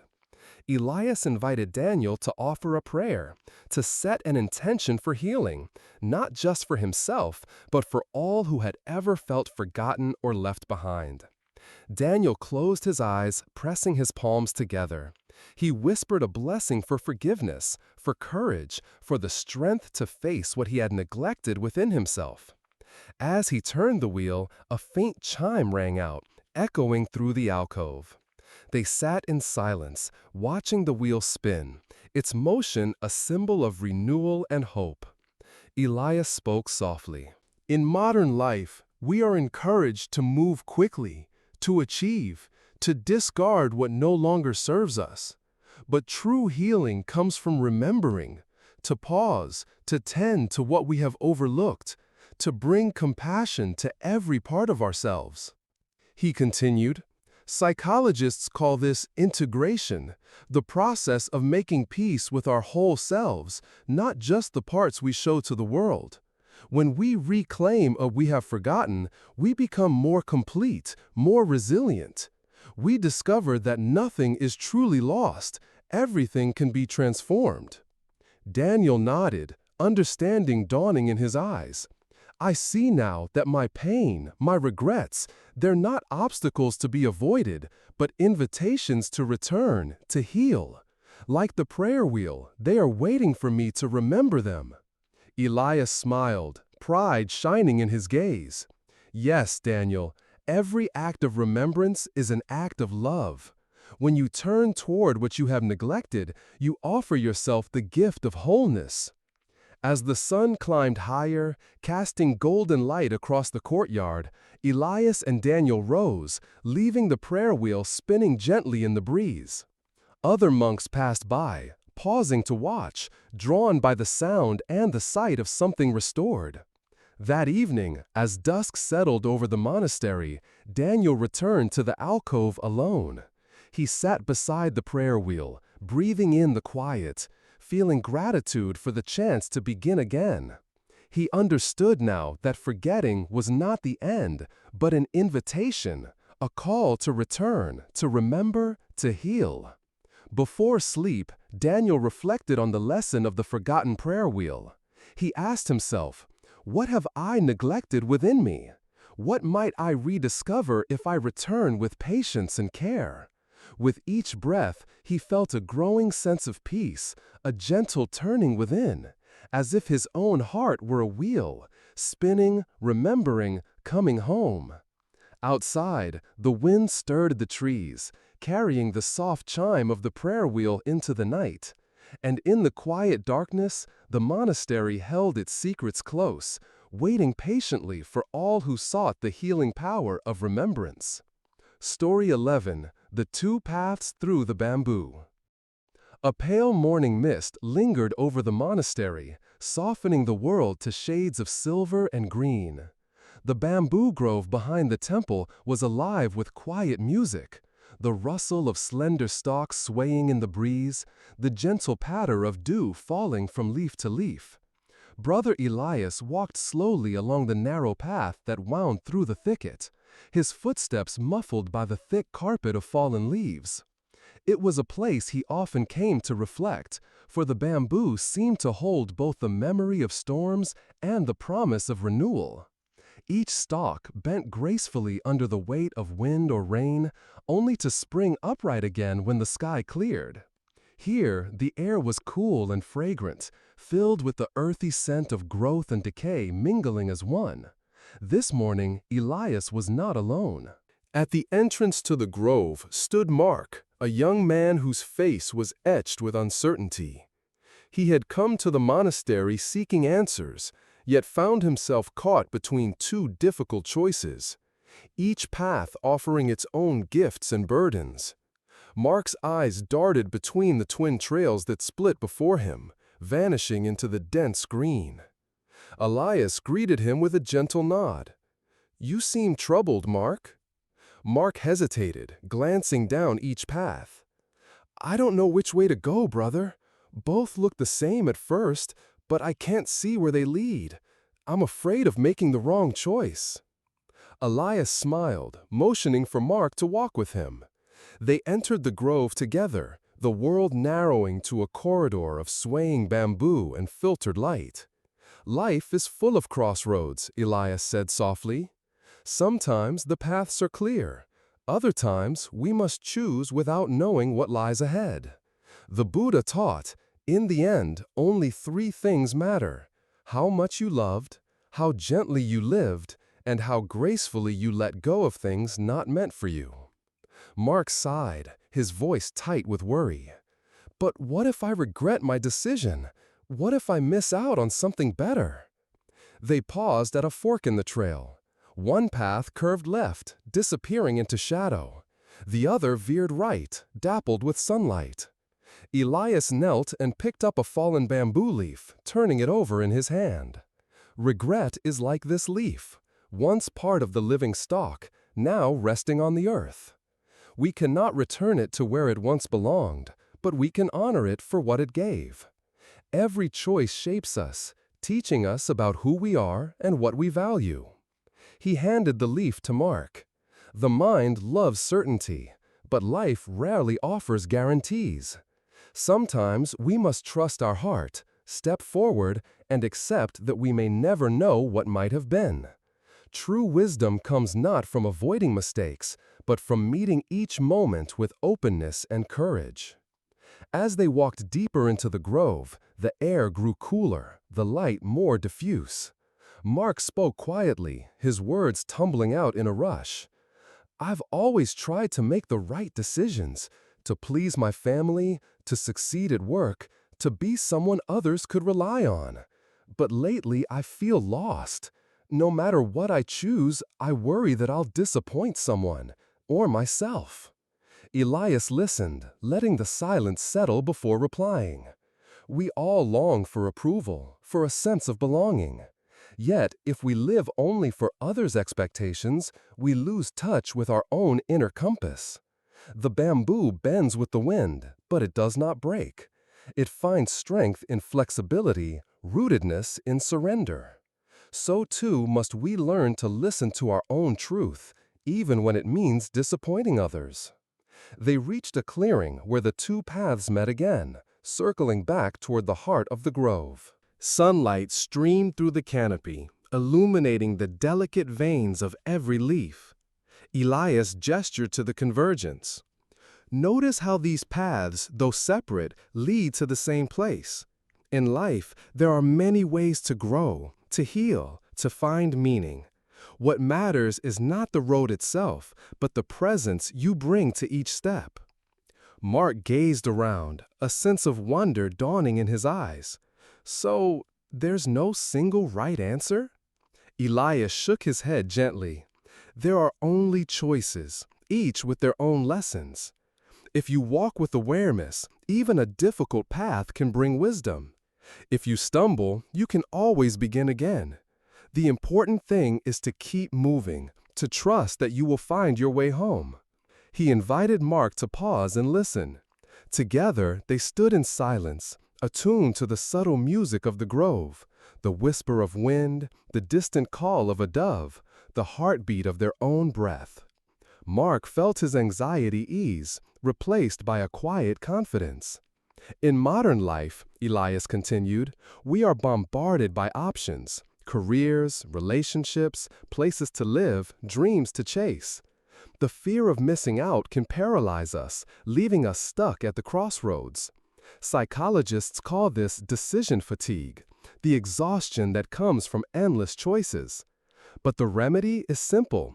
Return to the present, trust your intuition, and remember that every path holds its own beauty.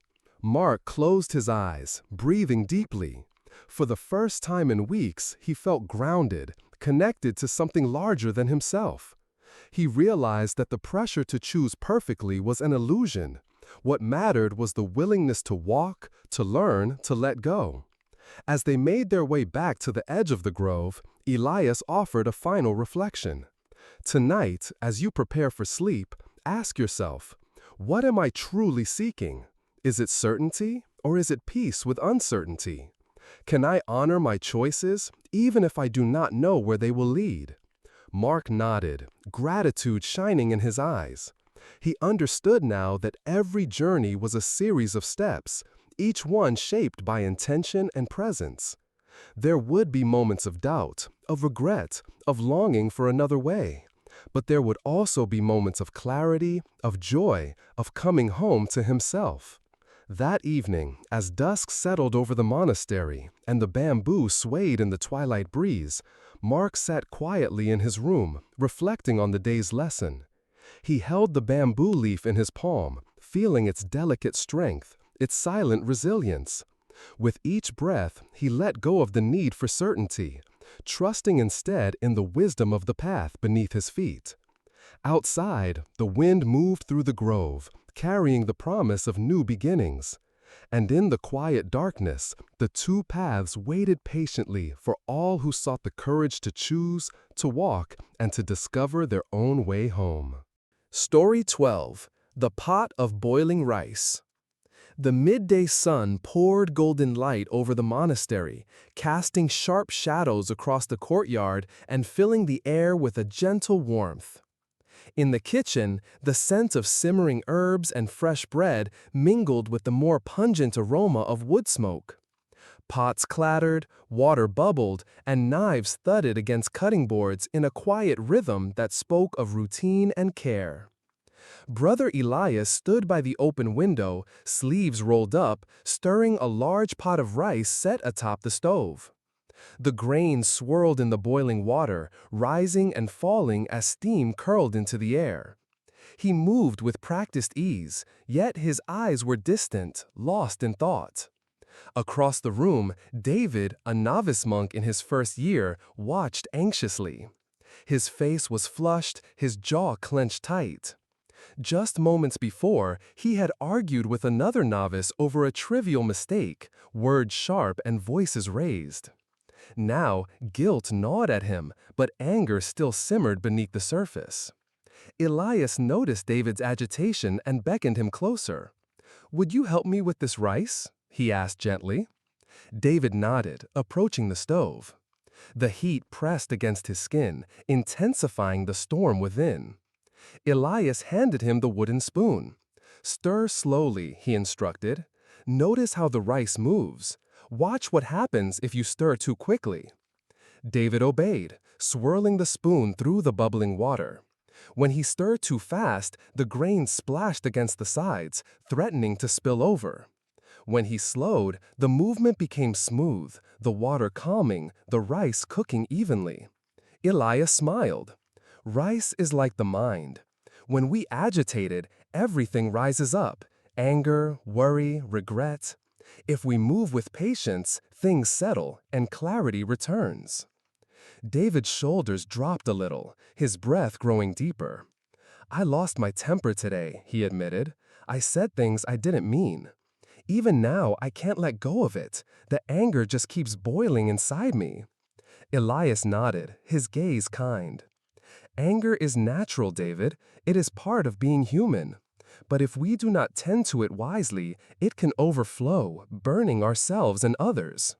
The Buddha taught, you will not be punished for your anger. You will be punished by your anger."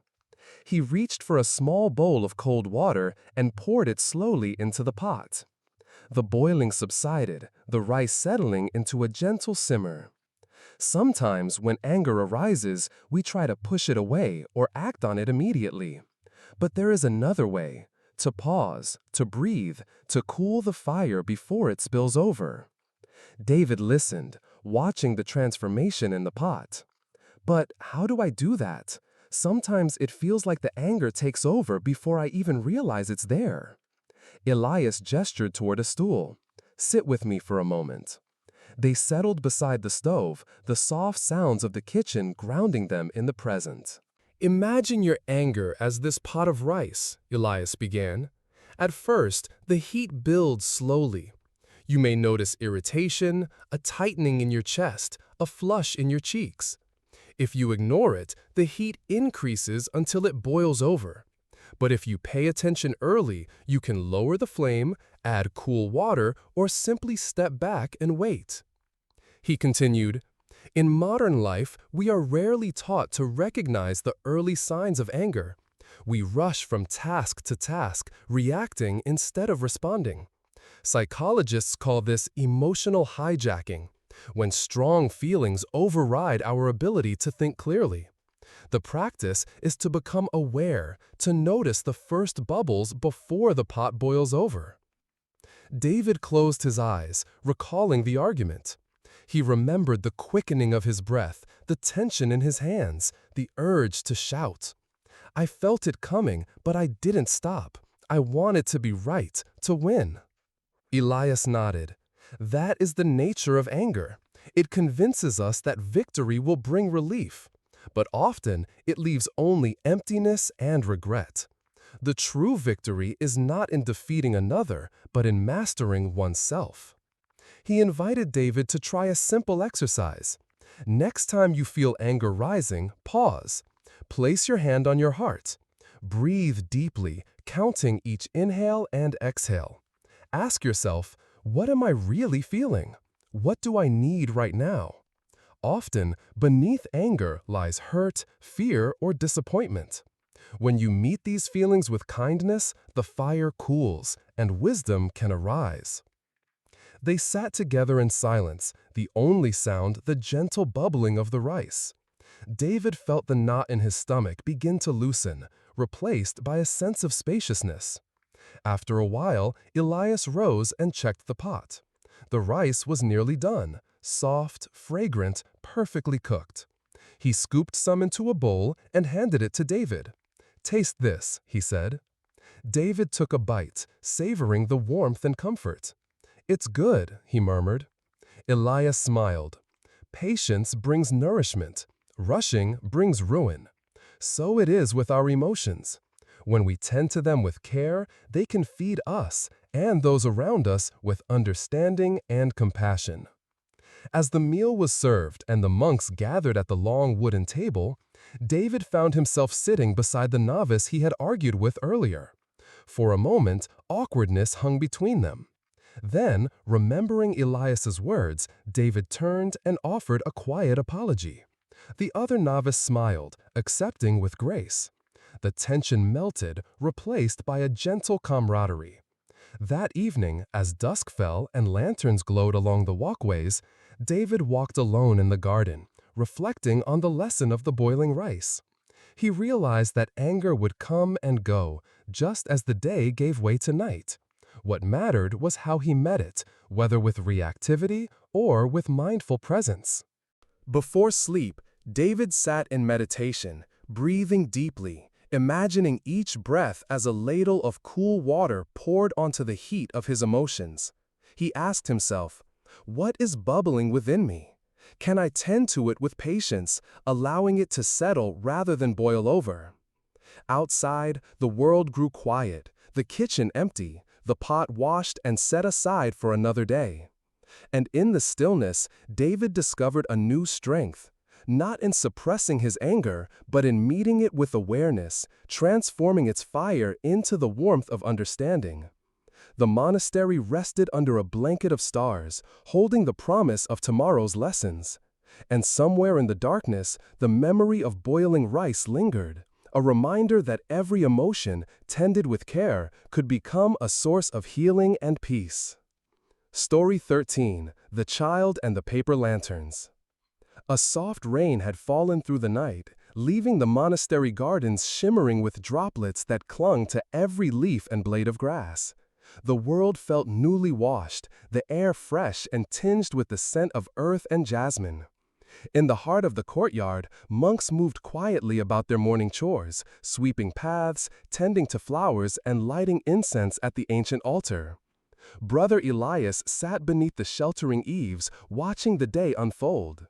He loved these quiet hours after rain, when everything seemed possible and the world was alive with subtle beauty.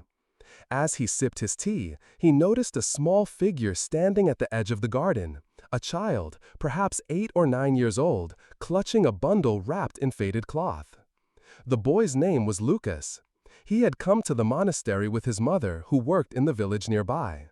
Lucas was shy, often lingering on the margins, his eyes wide with curiosity and something like sadness. Today, he looked uncertain, shifting from foot to foot, as if debating whether to approach. Elias smiled and beckoned him over. "Good morning, Lucas. What brings you here so early?" Lucas hesitated, then stepped forward, holding out his bundle. "I made these," he said softly, "paper lanterns. My grandmother taught me how, before she got sick. I wanted to hang them in the garden, but I'm not sure if I should." Elias accepted the bundle, unwrapping it carefully. Inside were 5 small lanterns, each one crafted from colored paper: red, yellow, blue, green, and white. They were simple, a little uneven, but full of care. Elias turned them gently in his hands, admiring the delicate folds and the tiny drawings that decorated each side. A bird, a tree, a smiling sun. "They're beautiful," Elias said warmly. "Would you show me where you'd like to hang them?" Lucas nodded, his face brightening just a little. Together, they walked through the damp garden, searching for the perfect spots. Lucas chose a low branch near the pond for the red lantern, a bamboo stalk for the yellow, the others spaced along the path where the morning light would catch them. As they worked, Elias noticed how Lucas's movements grew more confident, his eyes shining with quiet pride. When the last lantern was hung, they stood back to admire their handiwork. The lantern swayed gently in the breeze, catching drops of water that sparkled like jewels. "Why do you make lanterns?" Elias asked, his tone gentle. Lucas shrugged, looking down. "When my grandmother was sick, she told me that lanterns help guide people home. She said that even when someone is gone, their light can still shine for us. Sometimes I feel lonely, like I'm lost in the dark. Making lanterns helps me remember her." Elias listened, feeling the ache behind the boy's words. He knelt beside Lucas, meeting his gaze. "Grief is like a long night, isn't it? It can feel endless, and sometimes we forget that the dawn will come. But your grandmother was wise. We all need lights to guide us, especially when we are sad or afraid." He reached up and set the blue lantern spinning with a gentle touch. In the Buddhist tradition, lanterns are symbols of hope and remembrance. They remind us that love does not end, even when someone is no longer with us. Each act of kindness, each memory cherished, is like a lantern lit in the darkness. Lucas watched the lantern sway, his expression thoughtful. "Sometimes I worry that if I stop thinking about her, I'll forget her, or that she'll forget me." Elias shook his head softly. "Love leaves traces that never fade. You carry your grandmother in your heart, in the things she taught you, in the lanterns you make. When you share your light with others, you honor her memory, and you help others find their way too." They sat together by the pond, listening to the gentle patter of water dripping from the eaves. Elias shared a story from his own childhood, of losing someone dear and finding comfort in small rituals, lighting candles, planting flowers, singing old songs. "These acts don't erase our sadness," he said, "but they give it a place to rest. They remind us that we are not alone." Lucas nodded, his shoulders relaxing. "Sometimes I wish I could talk to her again, tell her about school, or show her the new things I've learned." Elias smiled. "You can. Close your eyes, picture her face, and speak from your heart. The love between you is a bridge that cannot be broken, not by distance, not by time." They sat in silence for a while, watching the lanterns dance in the wind. The world felt softer, the pain of loss mingling with the warmth of remembrance. "In modern life," Elias continued, "we are often told to move on quickly, to hide our grief or distract ourselves from pain. But healing takes time. Psychologists say that rituals, like making lanterns, help us process loss, giving shape to feelings that are hard to express. When we honor our sorrow, we also honor our love." Lucas looked up, hope flickering in his eyes. "Do you think she knows I miss her?" Elias squeezed his hand gently. "I believe she does, and I believe she would be proud of the light you bring into the world." As the sun climbed higher, casting golden rays across the garden, other children arrived to play. Lucas ran to join them, pausing only once to glance back at the lantern swaying in the breeze. For the first time in many days, his steps were light, his spirit lifted. That evening, as dusk settled and the lanterns glowed softly in the twilight, Elias walked through the garden, reflecting on the lesson of the day. He realized that we all carry losses, some visible, some hidden. Yet, like Lucas, we have the power to create light, to transform sorrow into beauty, to guide ourselves and others through the darkest nights. Before sleep, Elias offered a meditation for those who grieve. Sit quietly, breathe deeply, and imagine a lantern glowing in your heart. With each breath, let its light grow brighter, honoring the memory of those you love. Trust that even in absence, their presence remains, a gentle illumination on the path ahead. Outside, the lanterns swayed in the night breeze, their colors dancing on the walls of the old monastery. And in that tender glow, every heart found a little more courage to remember, to heal, and to hope. Story 14. The Whisper Beneath the Cypress. The monastery grounds stretched wide beneath a sky of gentle blue, where the cypress trees stood like silent sentinels along the edge of the old cemetery. Their dark green branches reached upward, whispering in the wind, casting cool shadows on the mossy stones below. It was here, among the quiet graves and the hush of ancient roots, that Brother Elias often came to walk when his heart felt heavy or uncertain.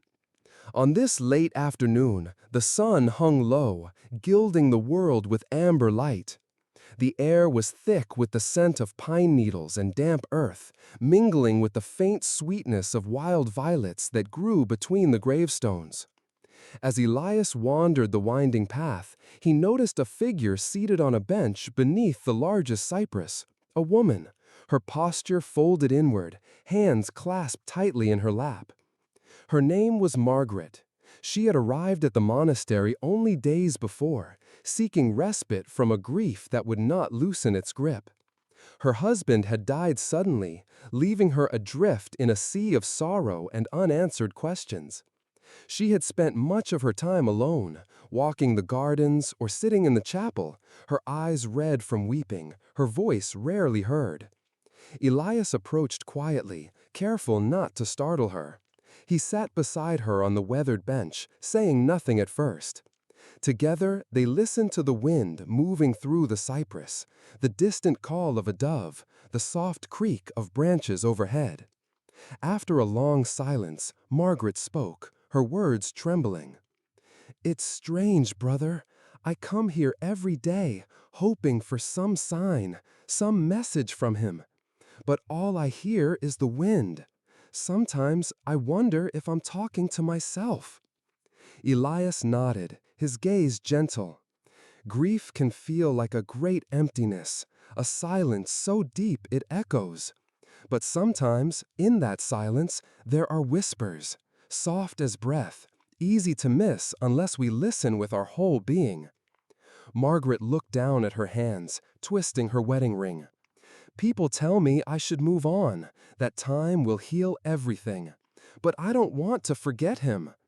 I'm afraid that if I let go of my pain, I'll lose what little I have left of him."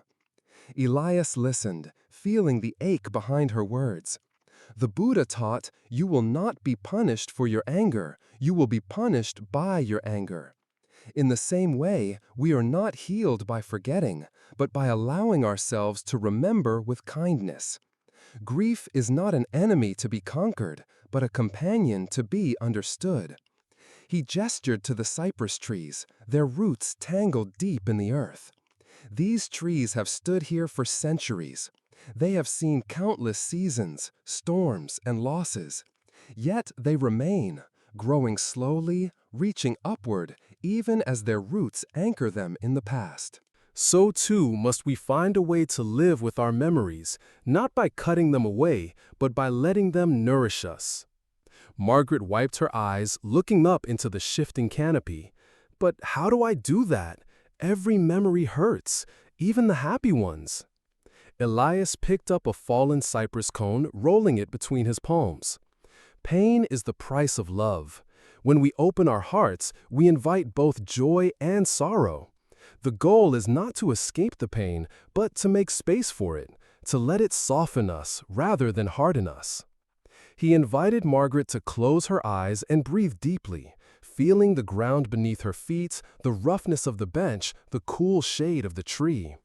With each breath, he said softly, imagine your grief as a wave, rising and falling within you.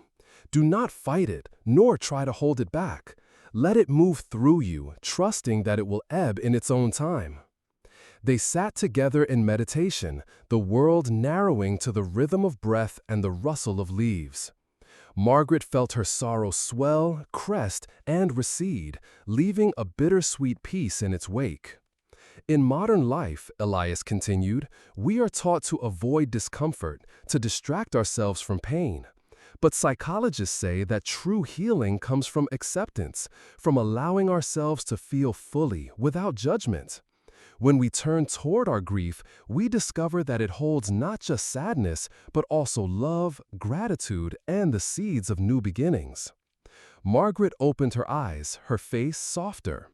Sometimes I think I hear him in the wind, a word, a laugh, a memory, but then I doubt myself, and the moment slips away.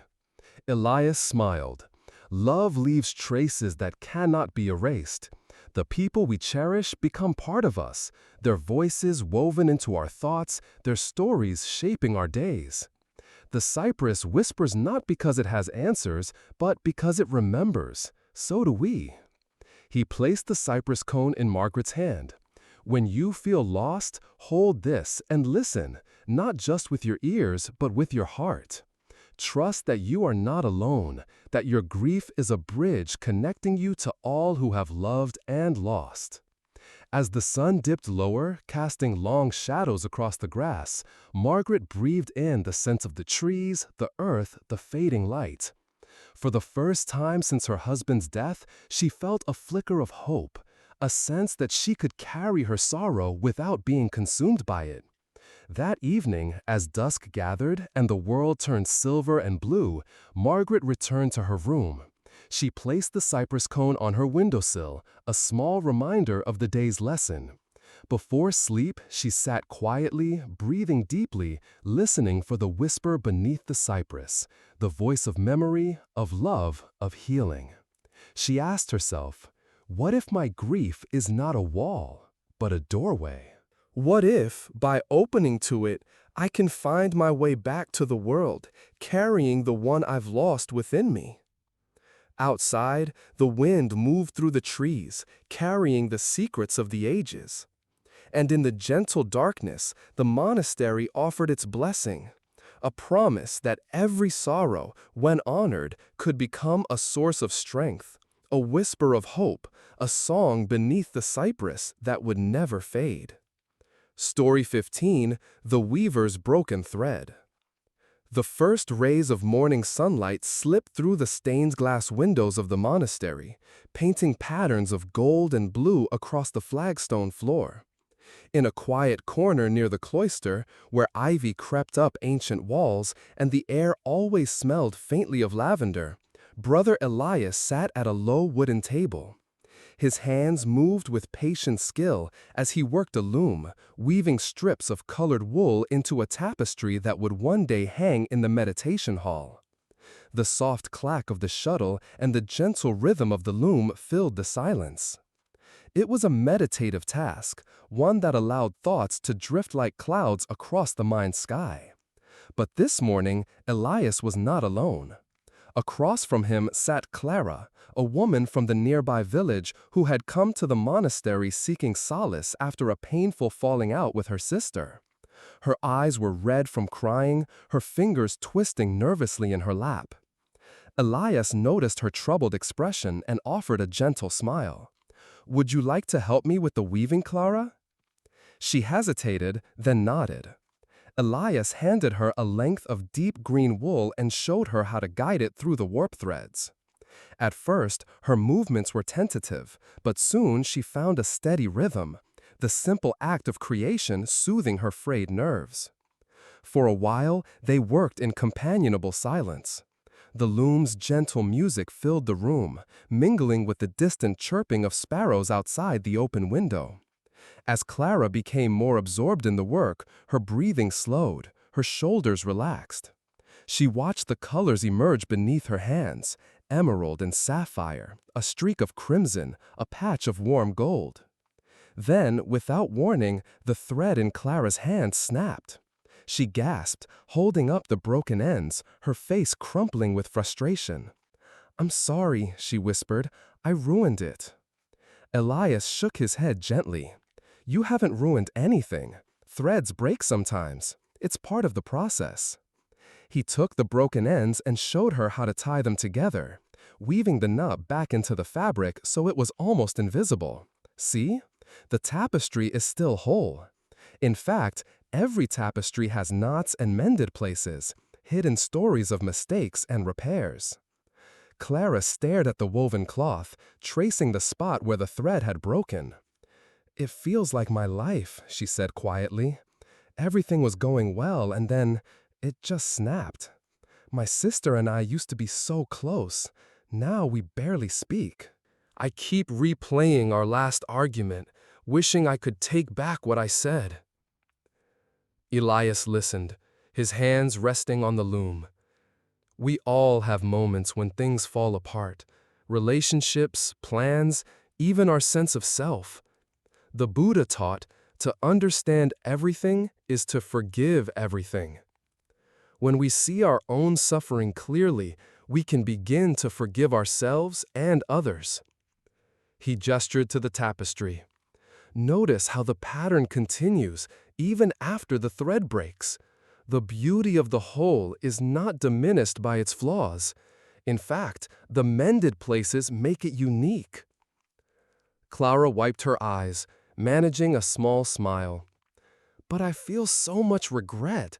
I wish I could go back and do things differently." Elias nodded. "Regret is natural. It shows that you care.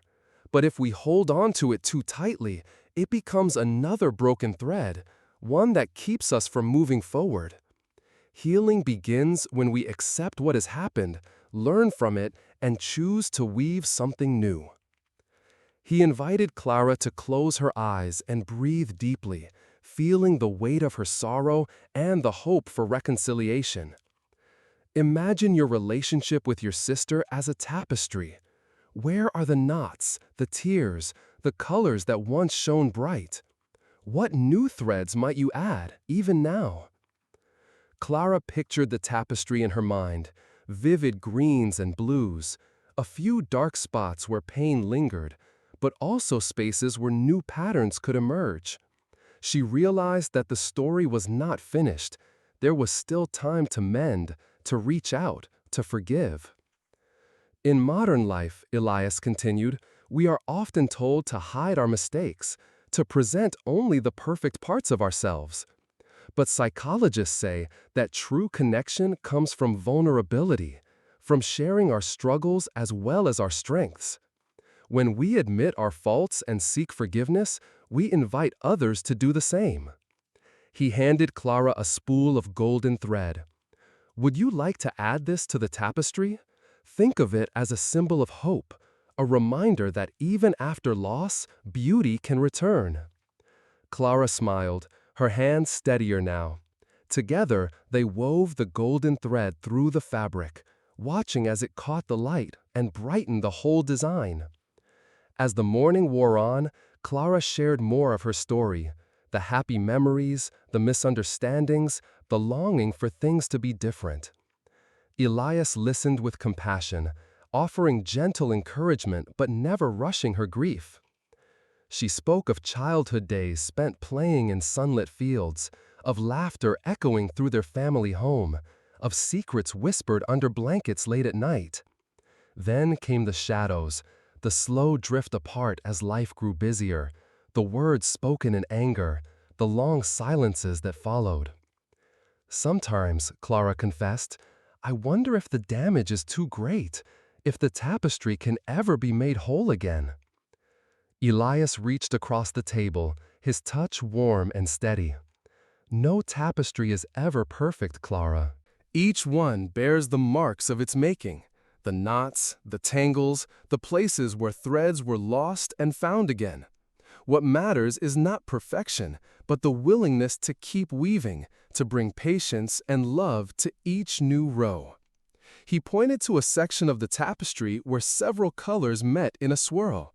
"See here? This is where I made a mistake last week. I chose the wrong color, and for a moment I thought about undoing the entire section. But then I decided to let it stay, to see what might grow from it. Now it's one of my favorite parts. Sometimes our errors become the source of unexpected beauty. Clara gazed at the tapestry, seeing it now as a living thing, imperfect, evolving, resilient. She felt a glimmer of hope, a sense that her relationship with her sister was not beyond repair. When the tapestry was finished for the day, they stepped back to admire their work. The place where the thread had broken was barely visible, yet Clara knew it was there, a secret reminder of resilience and repair. Before she left, Elias offered a reflection. Tonight, as you prepare for sleep, ask yourself, what broken threads am I carrying? Can I meet them with kindness, trusting that healing is possible? Remember, every tapestry is made stronger by the places where it has been mended. Clara thanked him, her heart lighter than when she'd arrived. She resolved to write a letter to her sister, not to erase the past, but to offer a new beginning, however imperfect. That evening, as dusk settled over the monastery and the last light faded from the stained glass, Elias sat alone with the tapestry. He ran his fingers over the knots and joins, grateful for the lessons hidden in every flaw. He knew that life, like weaving, was an endless process of breaking and mending, of losing and finding, of letting go and beginning again. Outside, the night wind stirred the ivy, carrying with it the promise of renewal. And in the quiet darkness, the monastery held space for all who sought to heal their broken threads, weaving new patterns of hope and forgiveness into the fabric of their days. Story 16. The Pebble in the Monk's Shoe. The monastery awoke to a chorus of birdsong and the faint, sweet scent of honeysuckle drifting through open windows. Sunlight spilled across the flagstones, warming the cloisters and painting golden patches on the old wooden benches. Brother Elias, as was his custom, began his day with a walk along the winding path that circled the gardens and led into the quiet woods beyond. He moved slowly, savoring the hush of early morning, the dew still clinging to leaves, the distant hum of bees, the gentle creak of bamboo swaying in the breeze. This was his time for reflection, for listening to the subtle stirrings of his own heart before the world's busyness returned. On this particular morning, as he passed beneath the archway of climbing roses, Elias noticed something odd in his step, a slight discomfort, a pressure against the sole of his foot. He paused, slipped off his sandal, and found a small, smooth pebble nestled inside.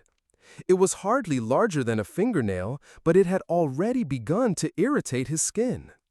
Elias smiled at the simplicity of the moment. He held the pebble between his fingers, feeling its cool weight, and then set it carefully on the edge of the path.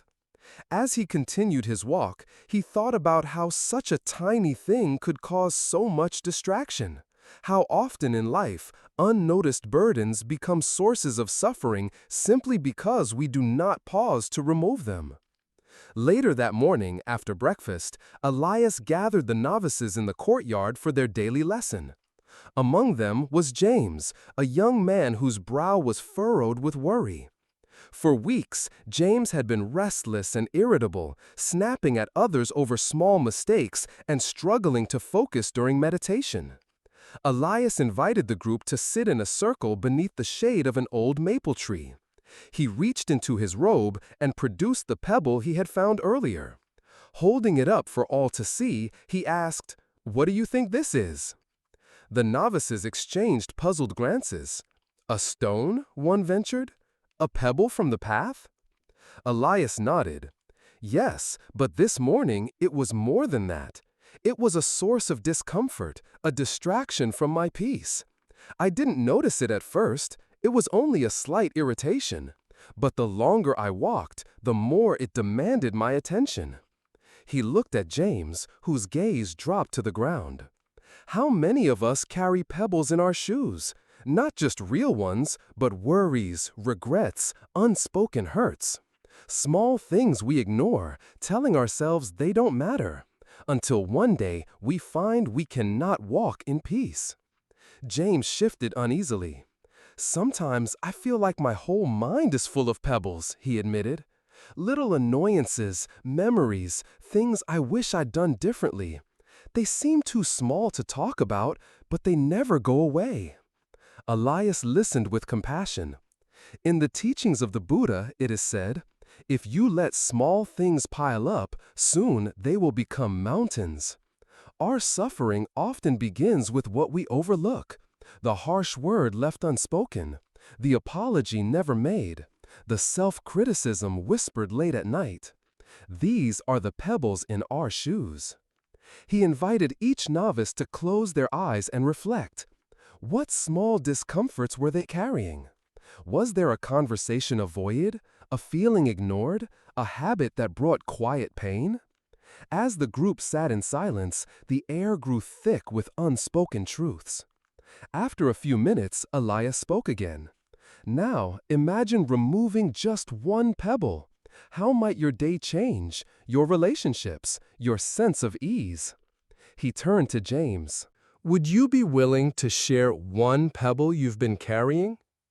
James hesitated, then nodded. I've been angry with Thomas, he confessed, voice barely above a whisper. Last week, he borrowed my book and lost it. I told myself it didn't matter, but every time I see him, I feel resentful. I haven't said anything, but it's always there, making me tense. Elias nodded. Thank you for your honesty. Sometimes the act of naming our pebble is enough to loosen its hold. Would you be willing to speak with Thomas, to share how you feel? James considered this, then agreed. I think I can. Maybe it won't fix everything, but at least I won't have to carry it alone. Elias smiled. That is the beginning of healing. In modern psychology, this is called emotional awareness, the practice of noticing and addressing small sources of distress before they grow into larger problems. When we bring mindfulness to our discomfort, we create space for understanding and resolution. He encouraged the other novices to reflect on their own pebbles, to notice where small pains or grievances had taken root. Some shared stories of old arguments, missed opportunities, or silent fears. Others realized they had neglected simple acts of kindness toward themselves, rest, forgiveness, acceptance. As the lesson ended, Elias offered a simple practice. Each evening, before sleep, take a moment to examine your day. Ask yourself, what pebbles am I carrying? If you find one, however small, see if you can lay it down, with a word, a gesture, or a breath of compassion. That afternoon, James found Thomas by the garden wall. With a nervous smile, he explained how he had felt about the lost book. Thomas apologized sincerely, surprised and grateful for the chance to make amends. The tension between them eased, replaced by a renewed sense of friendship. Elias watched from a distance, his heart warmed by the courage it took to address even the smallest hurts. He knew that peace was not achieved by grand gestures, but by tending to the details of daily life, removing pebbles before they became stones, choosing presence over avoidance, honesty over silence. That evening, as dusk settled over the monastery and lanterns flickered to life along the paths, Elias sat quietly in his cell. He reflected on the day's lesson, the way a single pebble could shape the journey of 1,000 steps. He reminded himself that every act of awareness, no matter how small, was a thread in the tapestry of healing. Before sleep, he placed the pebble on his windowsill, a gentle reminder to notice and tend to the subtle discomforts that so often go unaddressed. He breathed deeply, letting go of any lingering worries, trusting that tomorrow would bring new opportunities to walk lightly, free from unnecessary burdens. Outside, the night air was cool and clear, the world hushed and waiting. And in the quiet darkness, the monastery stood as a sanctuary for all who sought to lay down their pebbles, one by one, on the long path toward peace. Story 17. The Marketplace of Mirrors. The village market bustled with life beneath the wide, cloudless sky.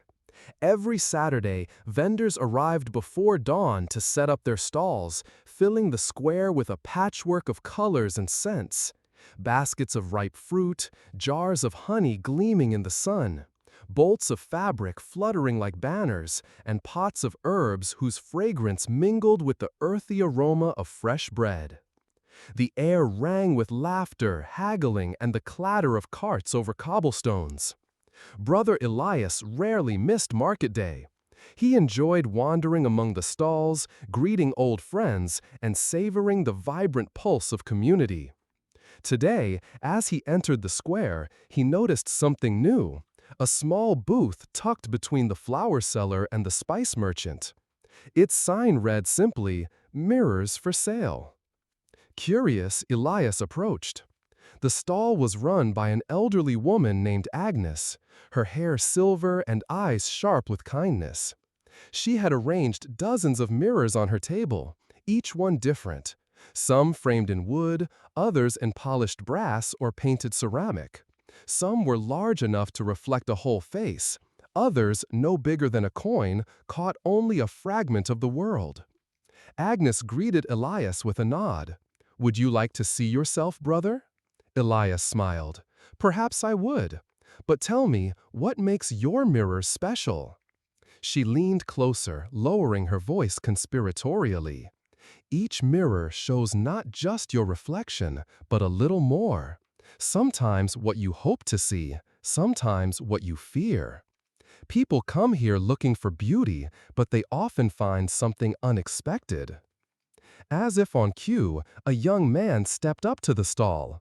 His name was Simon, and he was known throughout the village for his ambition and restless energy. He picked up a mirror with an ornate frame and gazed into it, frowning. "I look tired," he muttered, "older than I should." Agnes smiled gently. "This mirror shows the truth of your heart, not just your face. What do you see beneath the surface?" Simon hesitated, then shrugged. "I see someone who's never satisfied. No matter how much I achieve, it's never enough. I compare myself to everyone else, always falling short." Elias listened, sensing the ache behind Simon's words. "We all live in a marketplace of mirrors," he said softly. "Everywhere we turn, we are invited to measure ourselves against others, to judge our worth by what we see reflected back. Yet these reflections are never the whole story." He turned to Agnes. "May I try?" She handed him a simple round mirror. Elias looked into it, seeing not just his own features, but the lines etched by years of laughter and sorrow, the gentle gray at his temples, the steady light in his eyes. "What do you see, brother?" Agnes asked. "I see a life lived fully," Elias replied. "Not perfect, but real. I see mistakes and forgiveness, losses and new beginnings, and I remember that every scar is a testament to healing."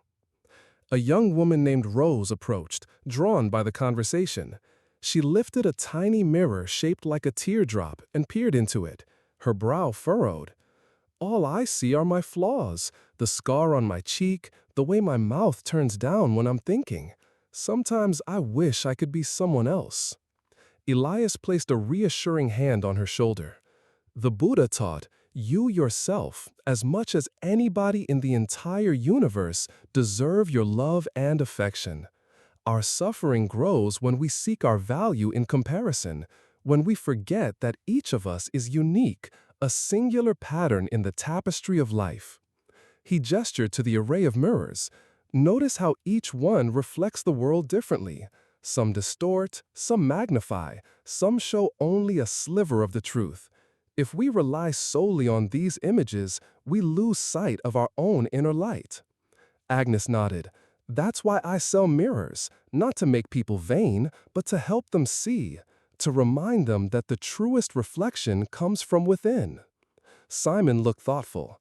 But how do I stop comparing myself? It feels impossible, especially when everyone around me seems happier, more successful. Elias considered this. In modern life, we are surrounded by images, on screens, in magazines, even in the stories we tell ourselves. Psychologists call this social comparison, the habit of measuring our worth against others. It can motivate us, but more often it breeds envy, anxiety, and self-doubt. He continued, the practice is to notice when you are looking outward for validation. When you catch yourself comparing, pause. Breathe. Ask yourself, what do I truly value? What brings me joy, regardless of what others think? Return to your own experience, your own path. Rose nodded slowly.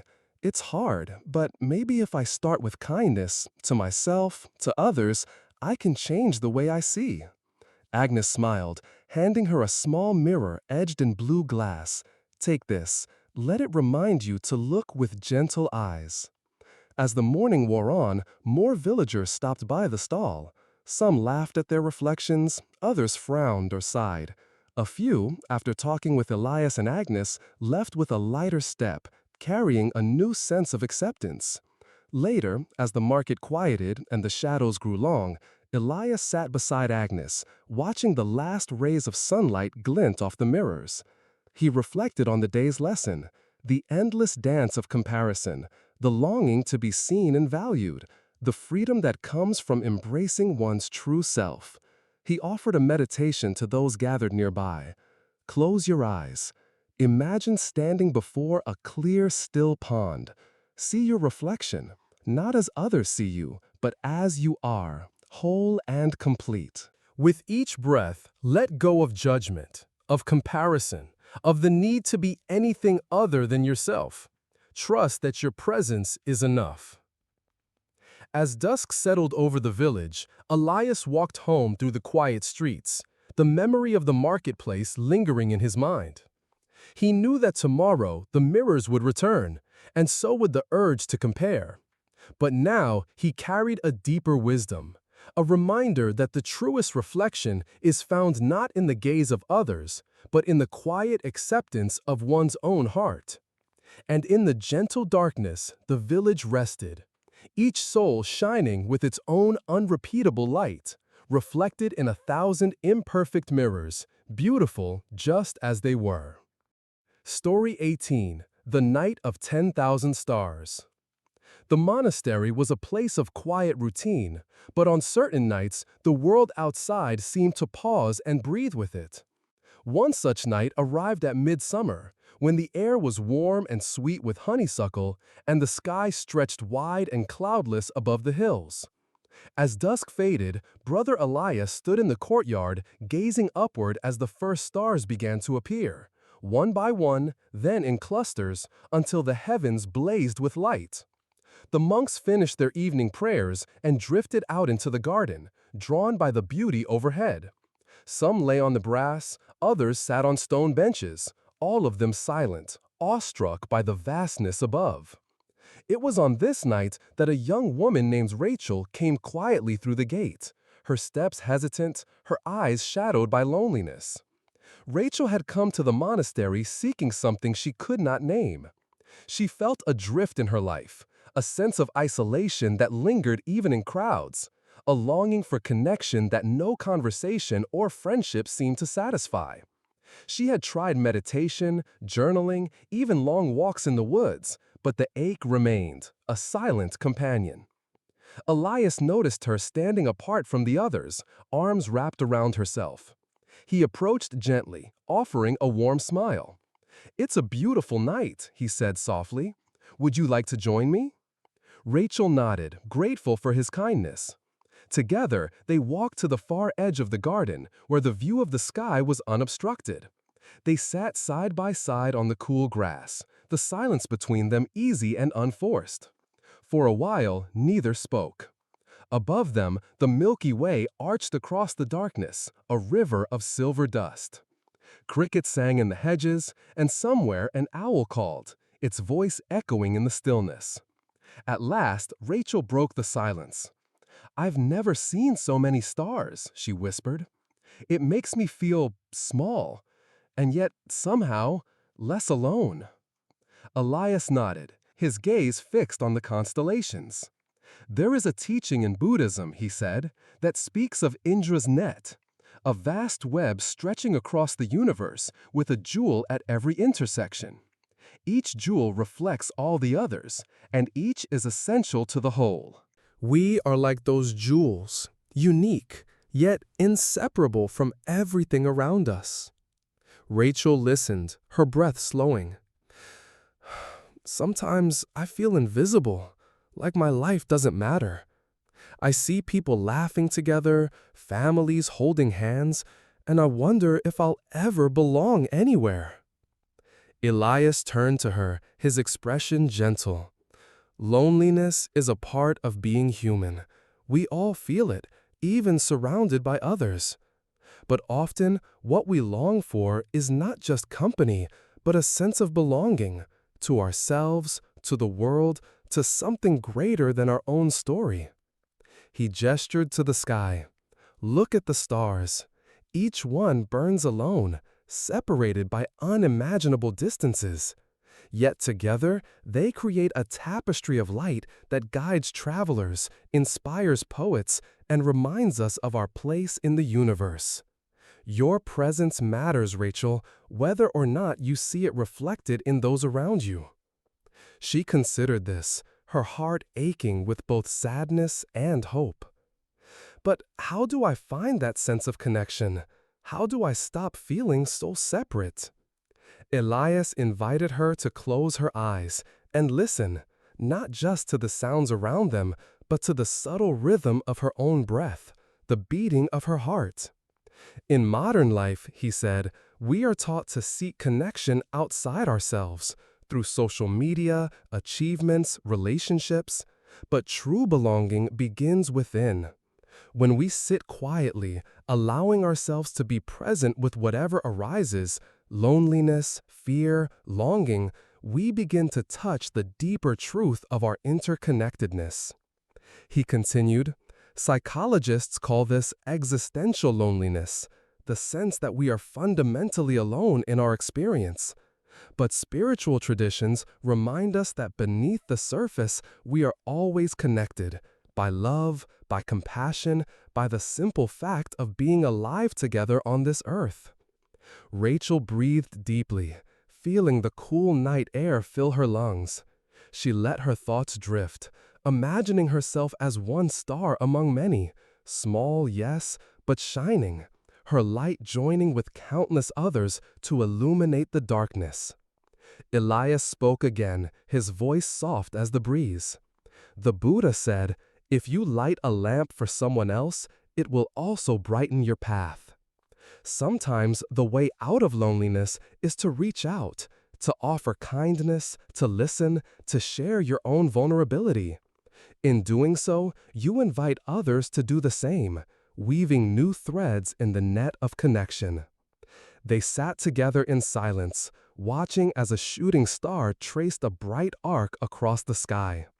Rachel felt something shift inside her, a loosening of the tight knot of isolation, a sense of being held by the vastness around her.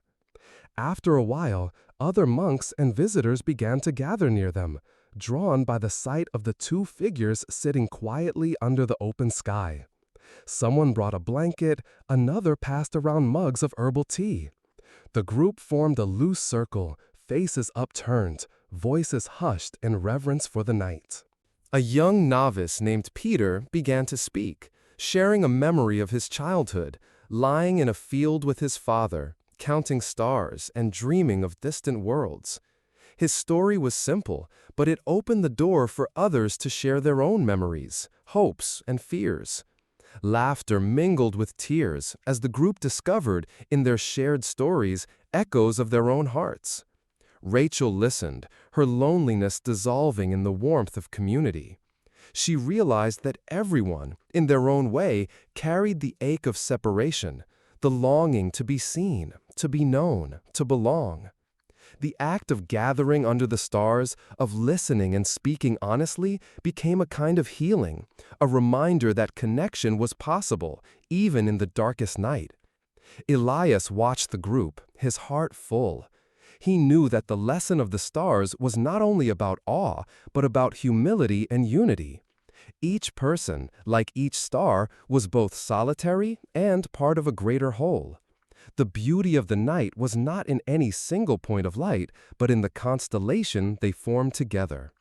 As the hours passed, the group grew quieter, content to simply be. Some drifted off to sleep, others remained awake, tracing patterns in the sky and pondering the mysteries of existence. Rachel stayed beside Elias, feeling the gentle weight of his presence, the comfort of shared silence. Before dawn, as the sky began to pale and the first birds stirred in the trees, Elias offered a final reflection. Tonight, we have been witnesses to the miracle of connection. Let us remember that, like the stars, we shine brightest not alone, but together. When you feel lost or isolated, look up. Let the night remind you that you are part of something vast and beautiful. Rachel smiled, her spirit lighter than it had been in months. She knew that loneliness would return, as all feelings do, but now she carried within her the memory of this night. The night of 10,000 stars, when strangers became companions, and the world felt, for a moment, whole. That morning, as the sun rose over the monastery and the stars faded into the blue, Rachel walked back to her room with gratitude in her heart. She asked herself, where can I offer my light today? How can I weave new connections, trusting that I am never truly alone? Outside, the day began anew, but the lesson of the night lingered, a quiet certainty that every soul belongs, every light matters, and that, beneath the endless sky, we are all held in the same embrace. Story 19. The Tea Master's Pause. The sun had just begun its slow descent, painting the sky in gentle hues of peach and lavender. In the heart of the monastery, a hush settled over the stone courtyard as the day's labors drew to a close. The monks moved quietly through their evening routines, sweeping paths, tending to the gardens, lighting lanterns that would glow softly through the coming night. In a small pavilion overlooking the lotus pond, Brother Elias prepared for the evening tea ceremony. This ritual was cherished by all who lived at the monastery, a time to gather in stillness and gratitude, to mark the transition from day to night with mindful presence. The pavilion itself was simple, a wooden floor polished smooth by years of use, sliding doors open to the fragrant air, and low cushions arranged in a circle around a lacquered table. Tonight, a special guest had come to visit. Master Kenji, an elderly tea master from a distant temple renowned for his wisdom and humility. His reputation had traveled far, and the monks were eager to learn from him, not only about the art of tea, but about the deeper lessons hidden within each cup. As the golden light filtered through the bamboo screens, the monks gathered in the pavilion, settling into silence. Master Kenji entered, moving with the unhurried grace of one who has made peace with time. He bowed deeply to the assembly, then to Brother Elias, who returned the gesture with quiet respect. Kenji knelt before the table, laying out his tools with deliberate care: a kettle of spring water, a delicate porcelain teapot, cups thin as eggshells, and a tin of fragrant green tea leaves. Every movement was measured, every gesture infused with intention. The monks watched, entranced by the simplicity and beauty of the unfolding ritual. At last, Kenji poured hot water over the leaves, letting them steep. As the steam rose, he spoke in a voice as soft as silk. In the practice of tea, there is no rush. Each step is an invitation to pause, to notice, to be present. When we hurry, we miss the subtle flavors, the sweetness, the bitterness, the warmth that lingers on the tongue. He filled the first cup and offered it to Elias, who accepted with both hands, bowing his head in gratitude. The cup was warm, the aroma grassy and fresh. Elias took a slow sip, letting the taste unfold on his palate. Around the circle, each monk received a cup, holding it gently, savoring the moment before drinking. After a few minutes of silent appreciation, Kenji continued. Many people believe that the purpose of tea is to quench thirst or to please the senses. But the true gift of tea is the pause it creates, the space between one breath and the next, where we can return to ourselves. He looked around the circle, his eyes bright with kindness. Tell me, what do you notice as you drink? A young monk named Samuel spoke first. I notice how my mind wants to wander, to think about tomorrow's work or a conversation I had earlier. But when I focus on the tea, everything else fades away. There is only this cup, this moment. Kenji nodded approvingly. This is the essence of mindfulness. In modern life, we are taught to value speed, efficiency, productivity. We fill our days with tasks and distractions, rarely stopping to rest.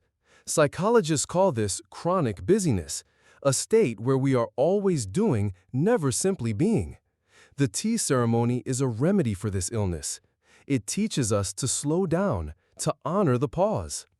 Another monk, Miriam, added, sometimes when I sit in silence, uncomfortable feelings arise, anxiety, sadness, even boredom. My instinct is to distract myself, to move on quickly. But tonight, I tried to stay with those feelings, to let them be part of the experience. It was difficult, but also freeing. Kenji smiled gently. The pause is not always comfortable. It asks us to meet ourselves honestly, without judgment or avoidance. But in that meeting, we discover a wellspring of peace, a place untouched by the storms of thought and emotion. He invited the monks to close their eyes and hold their empty cups, feeling the residual warmth against their palms. With each breath, he said, let yourself rest in the pause. Notice the sensations in your body, the sounds around you, the beating of your heart. If thoughts arise, greet them kindly, then return to the present. This is the practice, not to escape life, but to enter it fully, one pause at a time. For several minutes, the pavilion was silent, except for the whisper of wind through the bamboo and the distant song of a nightingale. Elias felt his mind settle, his heart expand. He realized that the pause was not an absence, but a fullness, a space where life could be tasted in all its richness. When the meditation ended, Kenji opened his eyes and poured another round of tea. The Buddha taught, drink your tea slowly and reverently, as if it is the axis on which the world Earth revolves. Slowly, evenly, without rushing toward the future. Each pause is a doorway to awakening, a chance to remember who we are beneath the layers of habit and haste. As darkness deepened outside, lanterns cast soft pools of light across the pavilion. The monks lingered, reluctant to break the spell. Some shared memories of times when a simple pause had changed the course of a day, a moment of patience that prevented an argument, a breath taken before speaking words they might regret, a quiet walk that brought clarity in confusion. Elias listened, grateful for the wisdom that flowed so naturally among them. He understood now that the true master was not the one who performed rituals flawlessly, but the one who embraced the pauses between actions, the spaces where transformation could occur. Before leaving, Kenji offered a final reflection. Tonight, as you prepare for sleep, take a moment to pause. Feel the weight of your body, the rhythm of your breath, the softness of the night. Let go of striving, of planning, of wishing things were different. Rest in the simple miracle of being alive, here and now. The monks bowed in gratitude, carrying the lesson of the tea master's pause into the quiet corridors of the monastery. And as the stars emerged above the lotus pond, the world seemed to breathe more slowly, held in the gentle embrace of presence. That night, Elias sat by his window, sipping a final cup of tea. He asked himself, where can I invite more pauses into my life? How might I meet each moment with the same reverence as the tea master, with openness, with gratitude, with a willingness to simply be? Outside, the moon cast its silver light across the sleeping garden, and the monastery rested in peaceful silence, a sanctuary for all who sought the healing power of the pause. Story 20. The Old Gatekeeper's Key.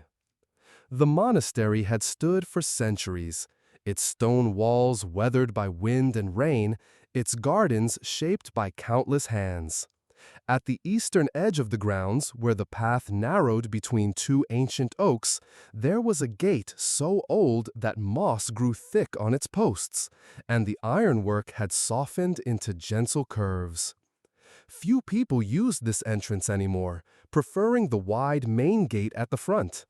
Yet, every morning and evening, the old gatekeeper, Mr. Harold, could be found sitting on his stool beside it, a ring of heavy keys jangling from his belt. Brother Elias often passed by on his walks, pausing to greet Harold with a nod or a few words.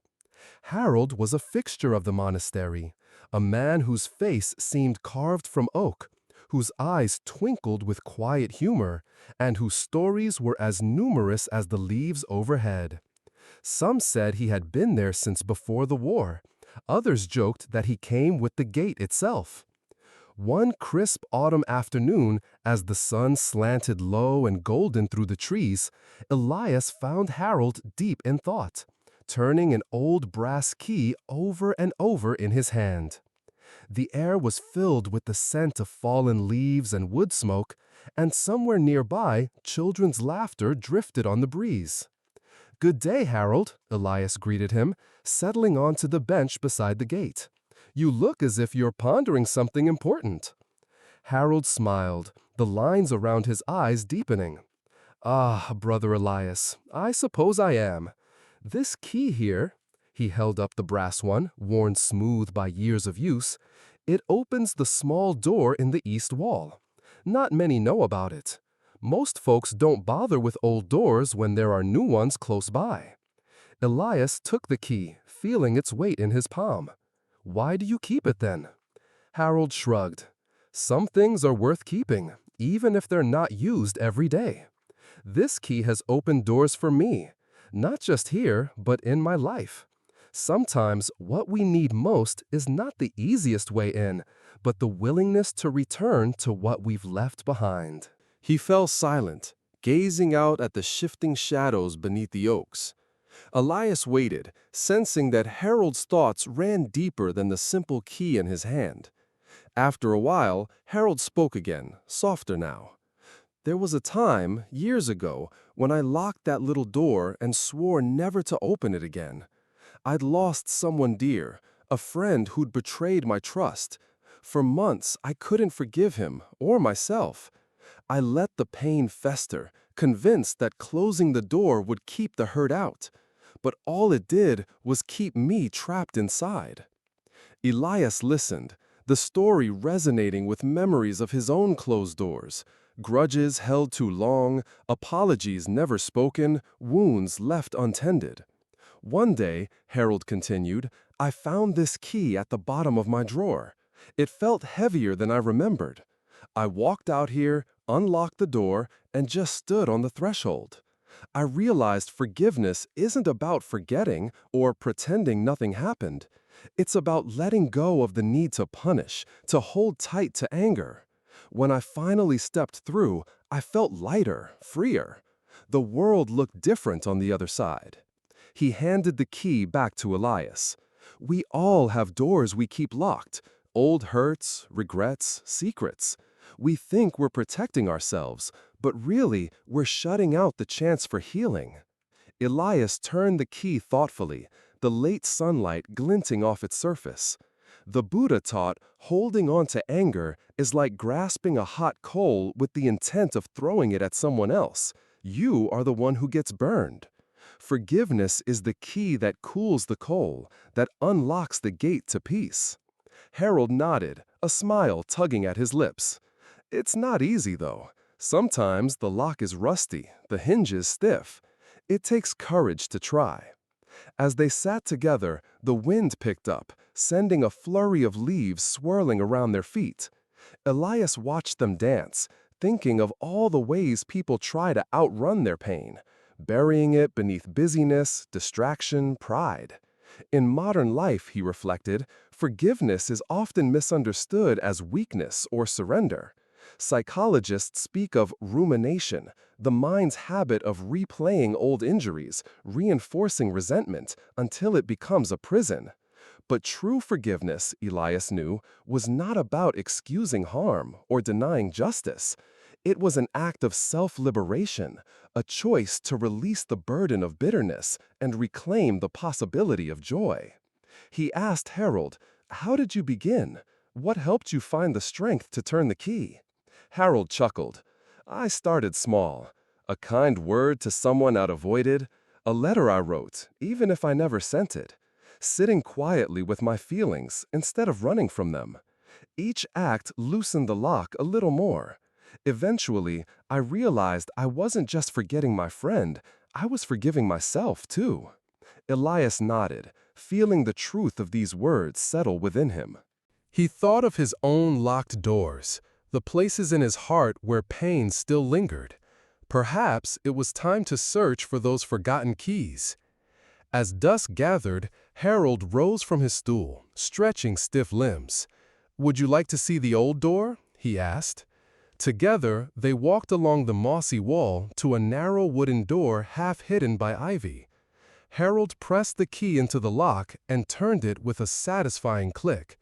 The door swung open, revealing a view of the forest beyond, sunset light filtering through tall pines, the promise of new paths waiting. They stood in silence, breathing in the cool, fresh air.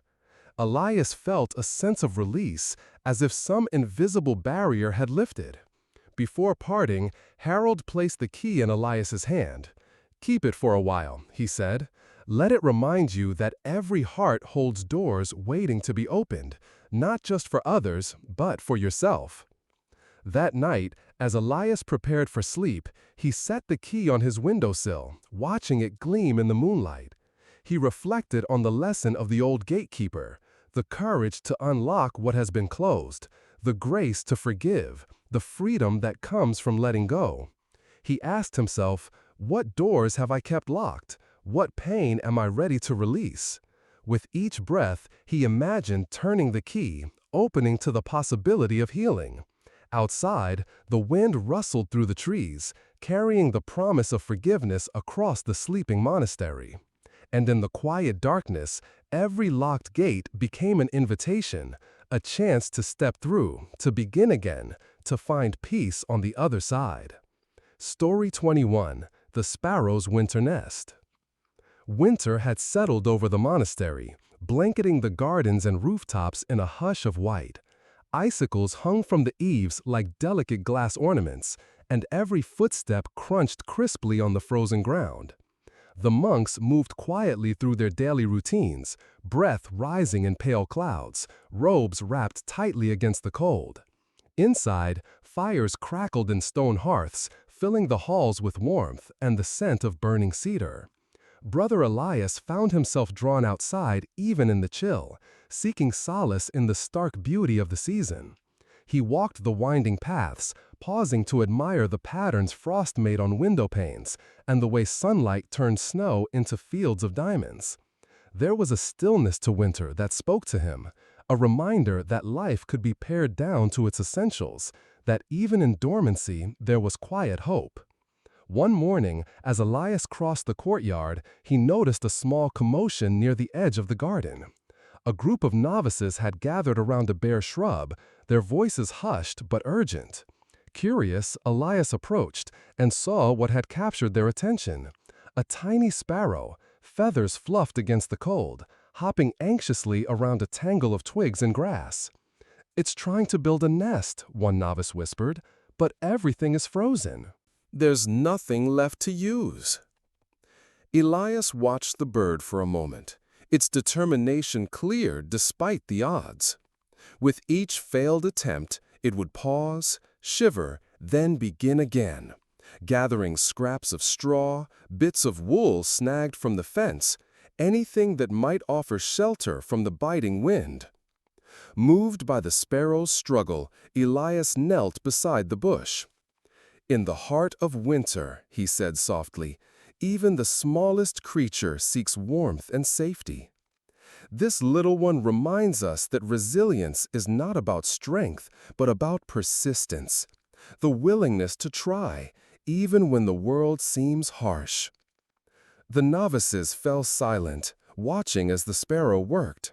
One of them, a boy named Henry, looked troubled. "Sometimes I feel like that bird," he admitted. "No matter how hard I try, it never feels like enough. Especially now, when everything is so difficult." Elias placed a reassuring hand on Henry's shoulder. "Winter tests us all, in different ways. It strips away comfort and certainty, leaving us exposed to our own doubts and fears. But it also reveals what truly matters: the warmth of kindness, the shelter of community, the courage to keep building even when hope seems fragile." He rose and led the novices back toward the kitchen, where a basket of wool scraps and old cloth sat by the door. Together, they returned to the garden, gently placing the materials near the bush. The sparrow eyed them warily at first, then darted forward, seizing a tuft of wool in its beak. Bit by bit, the nest began to take shape, a patchwork of color and texture woven from whatever could be found. As the days passed, the monks kept watch over the sparrow, marveling at its ingenuity. They noticed how it lined the nest with soft down, how it braced the walls against the wind, how it huddled inside during the coldest nights. Some mornings they found tiny footprints in the snow, evidence of the bird's nightly journeys in search of food. One evening, as snowflakes drifted silently from the sky, Henry found Elias in the library, staring out at the darkening garden. "Do you think the sparrow will survive?" Henry asked, worry etched on his face. Elias smiled gently. "I believe it will. Not because the world has grown kinder, but because the sparrow has learned to meet hardship with creativity and grace. It does not wait for spring to return.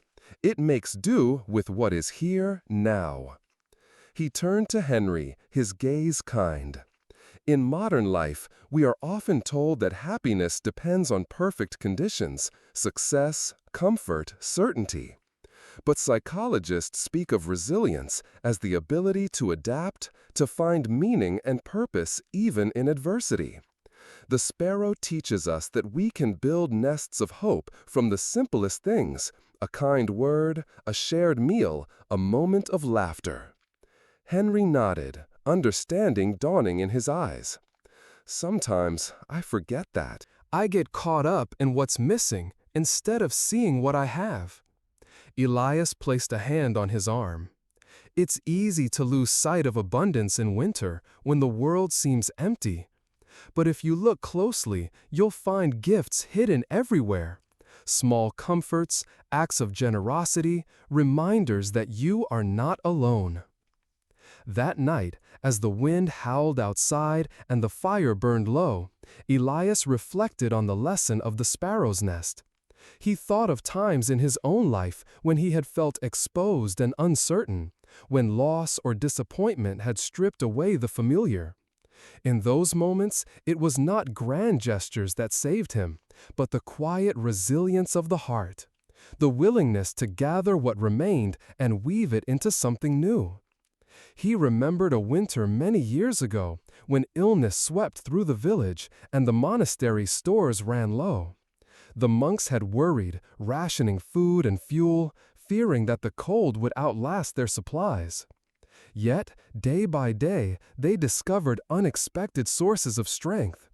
A neighbor sharing potatoes from her cellar, a child bringing a loaf of bread, laughter echoing in the kitchen despite the chill. Each act, however small, became a thread in the nest of survival, proof that even in scarcity, abundance could be found. Before sleep, Elias offered a meditation for resilience. Sit quietly, breathe deeply, and imagine yourself as the sparrow, vulnerable yet resourceful. With each breath, gather the scraps of your day, moments of kindness, flashes of beauty, fragments of hope. Weave them together in your heart, creating a nest of warmth and safety. The next morning, after a night of snow, the world sparkled under a pale sun. The sparrow's nest, tucked safely in the bush, was dusted with white. But inside, the bird chirped, a bright note of defiance against the silence of winter. The monks watched from their windows, hearts lifted by the simple miracle of survival. As winter deepened, the sparrow's nest became a symbol for the whole community. Whenever someone felt discouraged or weary, they would visit the bush, watching the little bird come and go, remembering that resilience was built not from ease, but from the courage to build, to hope, and to sing even in the heart of winter. And in the quiet monastery, beneath the sheltering eaves and the watchful eyes of ancient oaks, every soul remembered the lesson of the sparrow, that even in the coldest season, life endures, and the warmth we seek is often woven from the humblest threads. Story 22. The Storyteller's Candle. The monastery's library was a haven of warmth and quiet, especially on long winter evenings when the wind howled around the ancient stone walls.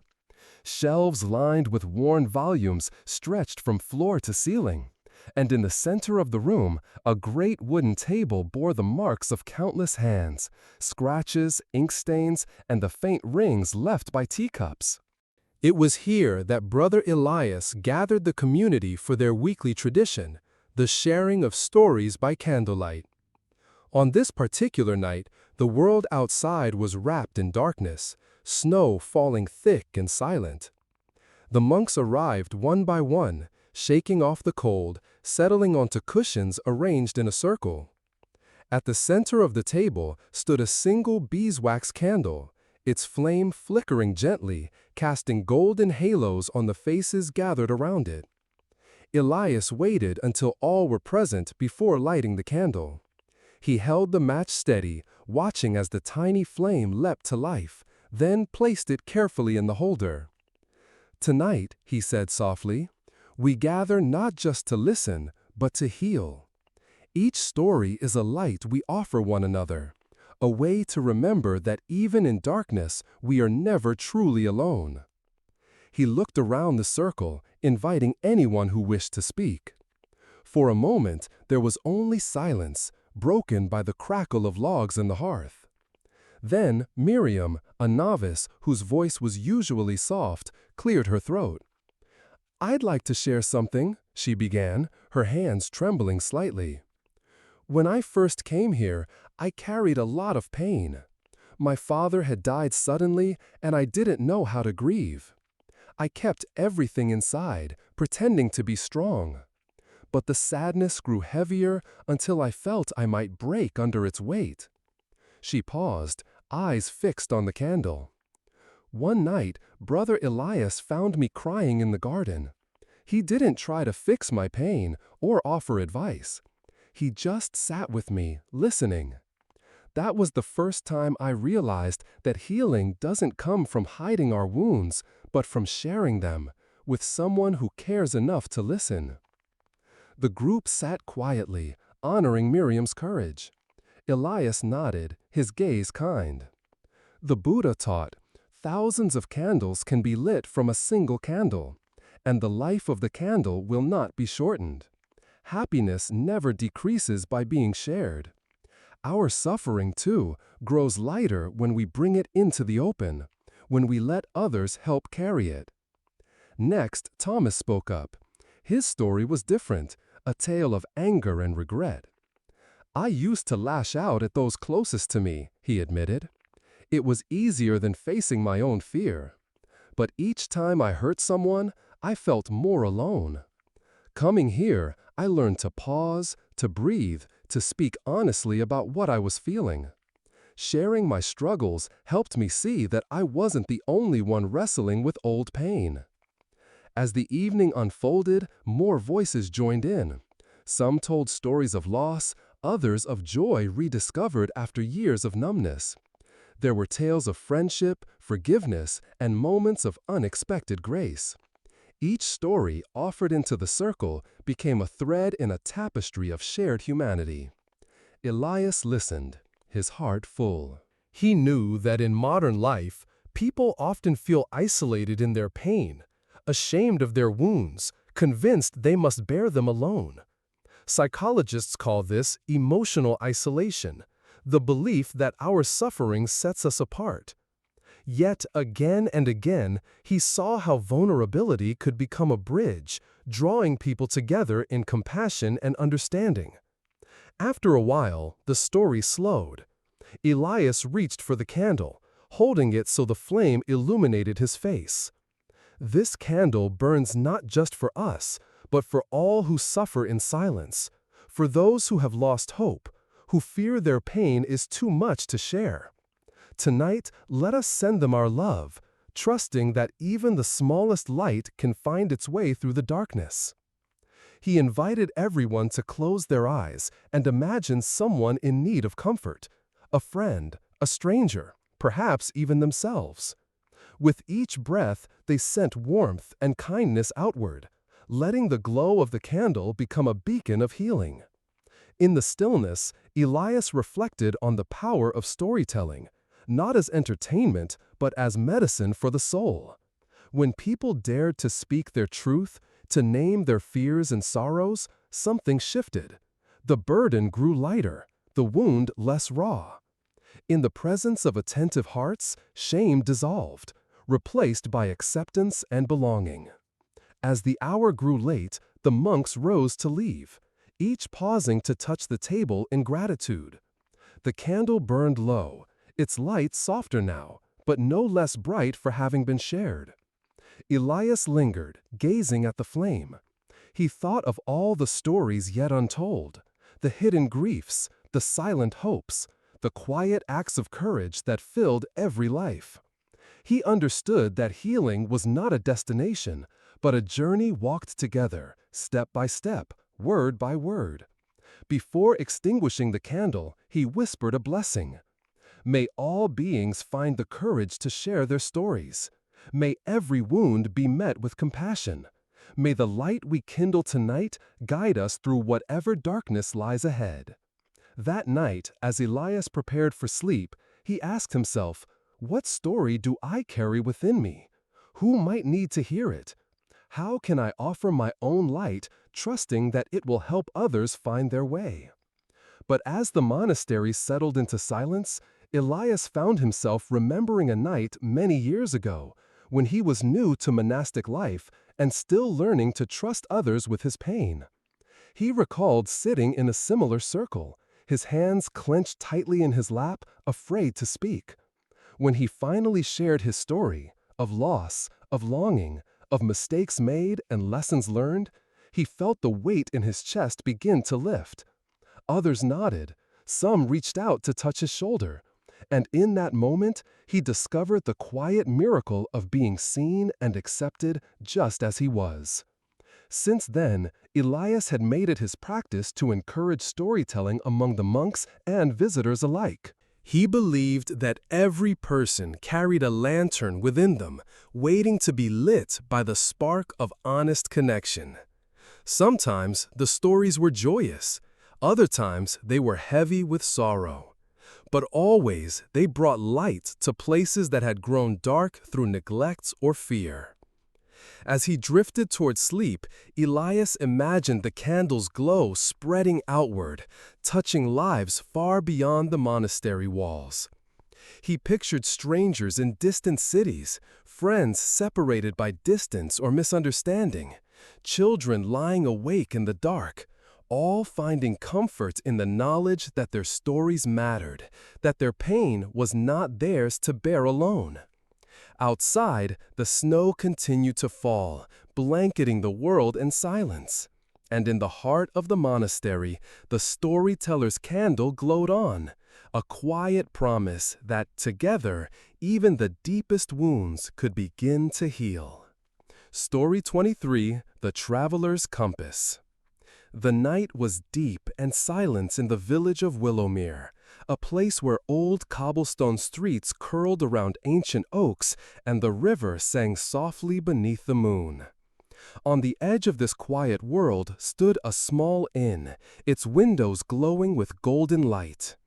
Inside, travelers from distant lands gathered by the hearth, sharing tales of roads taken and dreams yet to be found. Among them was a young woman named Clara. Her hair was the color of autumn wheat, her eyes restless as the sea before a storm. She had wandered far, across misty moors, through bustling cities, over lonely mountains. Yet something within her remained unsettled. Each new horizon brought hope, but also a strange ache, as if she were searching for a place she could not name. That evening, as rain tapped gently on the window panes, Clara sat apart from the others, turning an old brass compass over in her hands.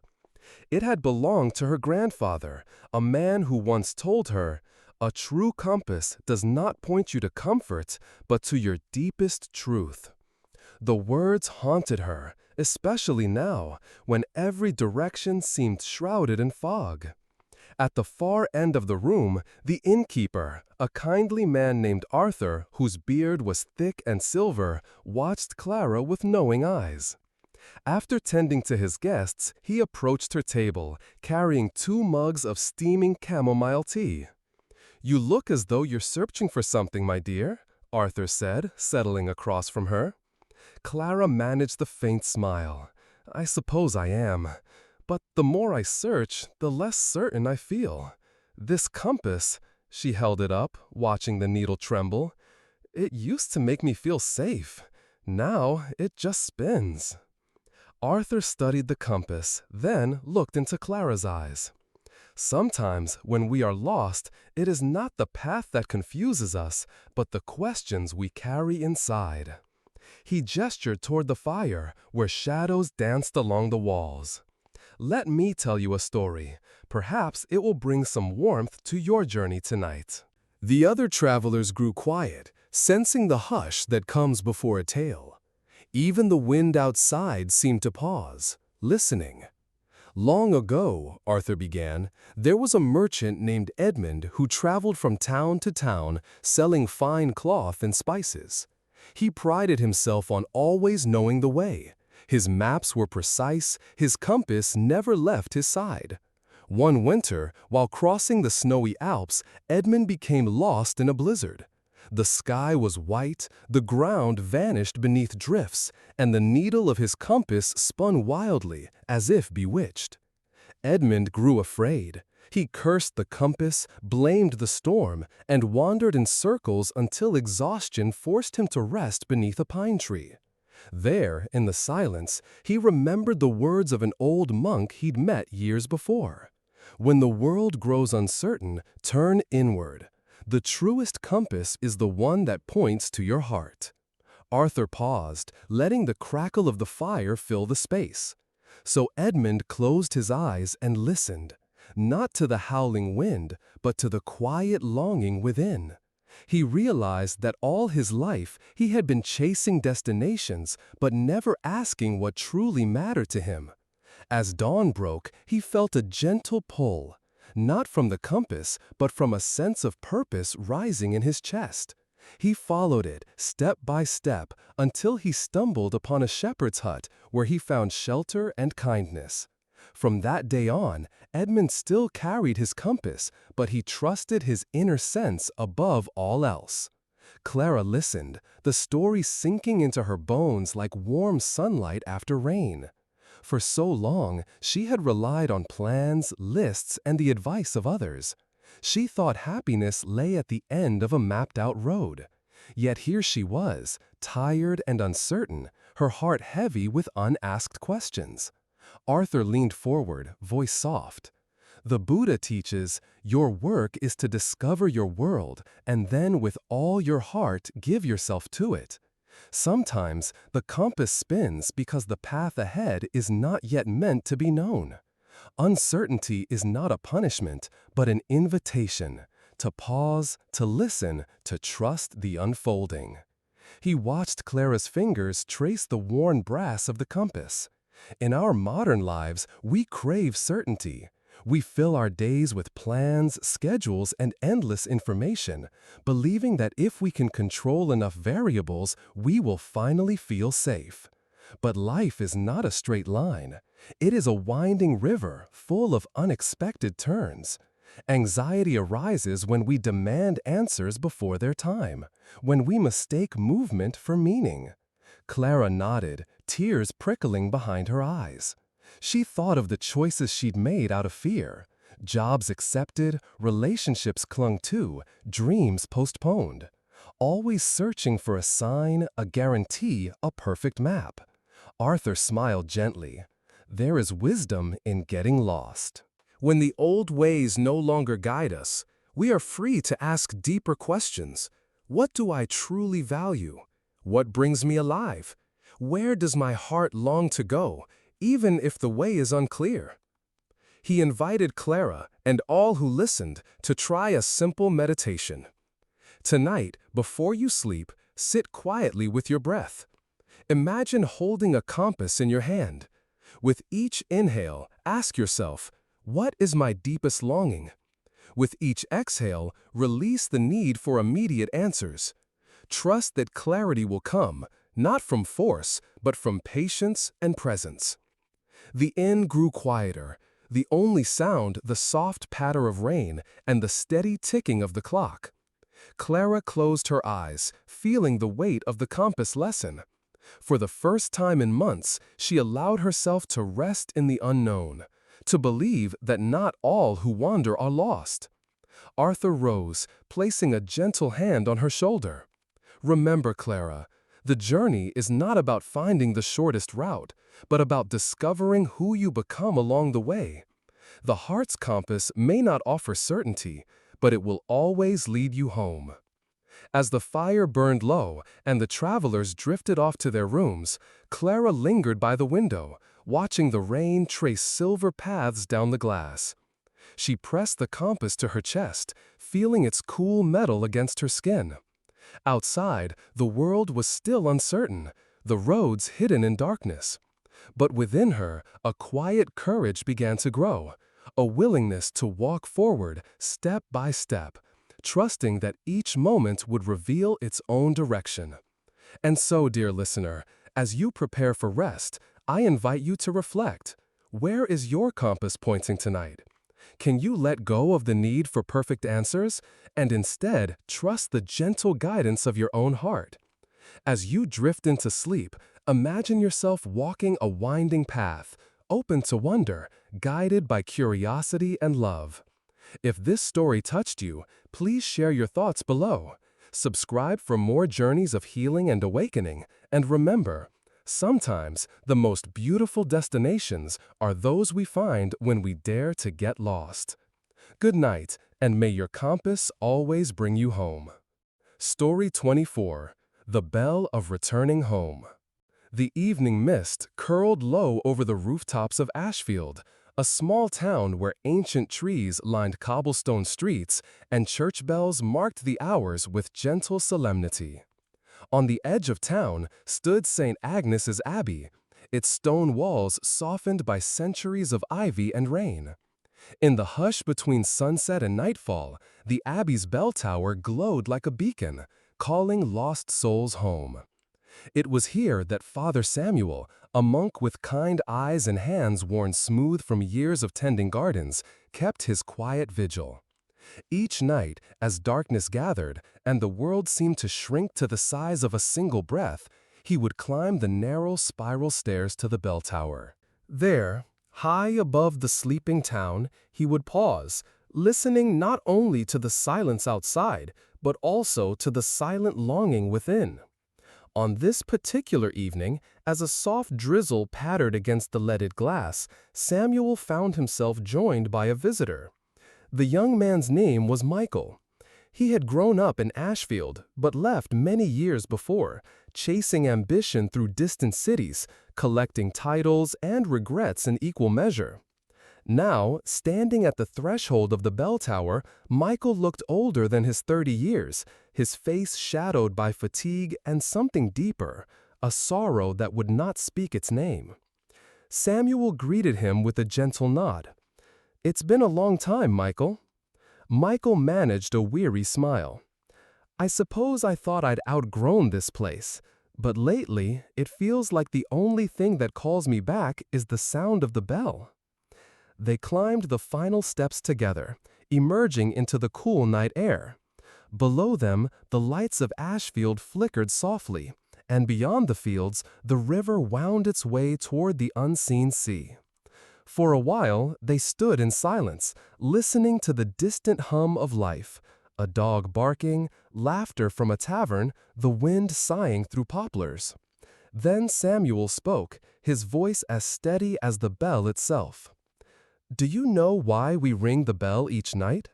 Michael shook his head. "I always thought it was just tradition, or maybe to mark the hour." Samuel smiled. "That's part of it. But there's another reason. Long ago, when the abbey was first built, the bell was rung to guide travelers home through the fog.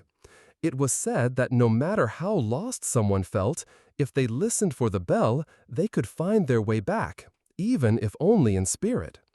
He turned to Michael, his gaze gentle.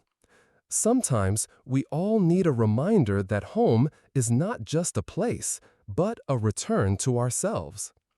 Michael's shoulders sagged. "I don't know if I remember how.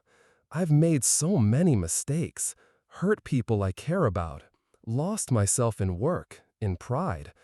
I keep running, but I never seem to arrive anywhere that feels like home." Samuel rested a hand on the great bronze bell, feeling its cool solidity beneath his palm. "There's an old story," he began, "about a wanderer who spent years searching for peace. He traveled across mountains and deserts, seeking wisdom from sages and saints. But everywhere he went, he carried a restlessness inside him, a sense that something essential was missing. One day, exhausted and defeated, he stumbled upon a small chapel in a forgotten village. An old monk welcomed him, offering bread and water. As dusk fell, the monk led him to the bell tower and invited him to listen. At first, the wanderer heard nothing but his own anxious thoughts. But slowly, as the sky darkened, a single clear note rang out, the sound of the chapel bell. In that moment, the wanderer realized that what he sought was not in distant lands or lofty teachings, but in the simple act of returning to presence, to gratitude, to the quiet truth of his own heart. Samuel let the story settle, the silence between words more powerful than any sermon. The Buddha taught, "No one saves us but ourselves. No one can, and no one may. We ourselves must walk the path." Sometimes the journey home begins with forgiveness, not just of others, but of ourselves. Michael's eyes glistened in the moonlight. "But what if I can't forgive myself? What if I'm too far gone?" Samuel's reply was gentle, unwavering. "We are never too far gone. The bell rings for everyone, even those who have wandered longest, even those who doubt they deserve to return. Each night when I ring this bell, I do so for every soul who has lost their way, including my own. Because we all forget, we all stray, but the invitation to come home is always waiting." He reached for the rope, guiding Michael's hand to join his. Together they pulled, and the bell's deep, resonant tone rolled out across the fields and forests, weaving through the town's quiet streets. For a moment, all of Ashfield seemed to pause, listening. Samuel closed his eyes, breathing in the sound. In our modern lives, we often mistake busyness for belonging. We fill our days with noise, distraction, and achievement, hoping to outrun our loneliness. But true belonging comes not from what we do, but from remembering who we are.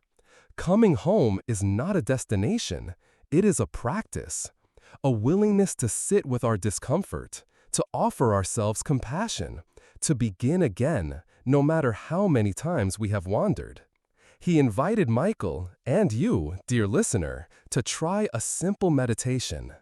Tonight, as you prepare for sleep, imagine a bell ringing softly in your heart. With each breath, let its sound call you back, to your body, to your breath, to this present moment. If regrets arise, greet them with kindness. If pain surfaces, hold it gently. Know that you are welcome here, exactly as you are. As the bell's echo faded into the night, Michael felt something shift inside him. A loosening, a warmth, a sense that perhaps he was not as lost as he feared. He did not have all the answers, nor could he undo the past. But for the first time in years, he allowed himself to believe that home was not beyond reach, but already within him, waiting for his return. The two men descended the tower in silence, their footsteps light. Outside, the rain had stopped, and the stars shone bright above the abbey spire. Michael paused at the gate, looking back at the bell tower, its silhouette strong against the sky. "Thank you," he whispered. Samuel nodded, his smile illuminated by starlight. "Remember, the bell will always be here, and so will you." And so, dear friend, as you drift toward sleep, I invite you to listen for the bell within your own heart.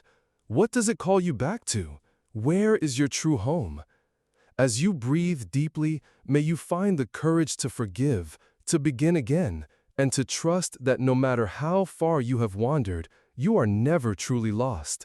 Good night, and may peace be with you. Story 25. The River's End and the Ocean's Embrace. A soft fog drifted over the banks of the River Lark, winding its way through the heart of the old town of Merrowwind. The river had been there long before any stone was laid or tree was felled. It whispered to children in springtime, mirrored the moon for lovers in summer, and carried away fallen leaves each autumn. To the people of Merrowwind, the river was both a boundary and a promise, a path that led somewhere beyond their sight. At the edge of the river, where the water widened and slowed, stood an elderly woman named Grace. Her hair was white as river foam, her eyes deep and kind, reflecting years of laughter and loss. Each morning, she walked along the misty bank, a wicker basket on her arm, collecting wildflowers and pebbles polished smooth by the current. But today, Grace was not alone. Her grandson Henry trailed behind her, his steps heavy with worry. Henry was 16, tall for his age but hunched by invisible burdens. He had just finished school, and the world seemed suddenly vast and uncertain. Questions circled in his mind like restless birds. What if I fail? What if I choose wrong? Where do I belong? His parents spoke of college and careers. His friends dreamed of travel and adventure. But Henry felt only the ache of not knowing. Grace paused by a willow tree whose roots curled into the river's edge. She sat on a mossy stone and patted the spot beside her. "Come, Henry," she said softly, "let's rest a while." He sat, knees drawn to his chest, staring at the slow-moving water. For a time, they listened to the gentle gurgle of the river, the distant call of a lark, the hush of wind in the reeds. "Grandma," Henry finally asked, "how do you know which way to go? How do you stop being afraid of what comes next?" Grace smiled, brushing a strand of hair from his brow. "Ah, my dear, that is the question we all carry, no matter our age." She gazed out across the water, watching the mist swirl above the surface. "Let me tell you a story. It's one the river taught me many years ago." She closed her eyes, and her voice became as gentle as the current itself. "Once, there was a river much like this one. It began as a trickle high in the mountains, fed by melting snow and hidden springs. At first, the river was bold and eager, rushing over rocks and roots, carving its own path. But as it flowed onward, it met obstacles, fallen trees, steep cliffs, wide valleys. Sometimes it split in two, sometimes it circled back on itself, lost in marshes and shadows. There were days when the river raged and nights when it barely moved at all. One day, the river came to a place where the land simply ended. Ahead lay nothing but a vast, endless ocean. The river trembled with fear. If I enter the sea, it thought, I will lose myself forever. I will no longer be a river. I will become something unknown. The river hesitated, clinging to the familiar banks, longing for the safety of what it had always been. But the sun rose, and the tide called, and the river remembered what it was made for, not to remain, but to flow, to join, to become. With a final breath, the river let go. It surrendered to the embrace of the ocean, and in doing so, discovered it was not lost, but found. For in the vastness of the sea, the river became part of something greater than itself. Its journey did not end. It transformed. Grace opened her eyes, meeting Henry's gaze. The Buddha once said, just as a candle cannot burn without fire, men cannot live without a spiritual life. Life is change, my love. We are all rivers, shaped by our journeys, tested by uncertainty. Fear is natural, especially when we stand at the edge of the unknown. But what if, instead of resisting, we trusted the current? What if we believed that letting go could lead us to something beautiful, even if we cannot yet see it? Henry listened, the story echoing inside him. He thought of his own fears, the pressure to succeed, the dread of disappointing others, the terror of making mistakes. He realized he had been gripping the banks of his life so tightly, afraid to move forward, afraid to surrender control. Grace continued, her voice low and steady. In our modern world, we are taught to plan, to predict, to protect ourselves from every risk. We cling to certainty, thinking it will keep us safe. But life does not offer guarantees. The more we resist change, the more anxious and isolated we become. True peace comes not from holding on, but from learning to trust, to let ourselves be carried by the flow of life, to open to new experiences, to accept that endings are also beginnings. She reached into her basket and handed Henry a small, smooth pebble. This stone has traveled far, shaped by water and time. It did not choose its path, nor did it fight the current. It simply allowed itself to be changed.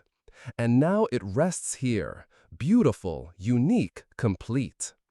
Henry turned the pebble in his hand, feeling its cool weight. He looked at the river, imagining its journey from mountain to sea.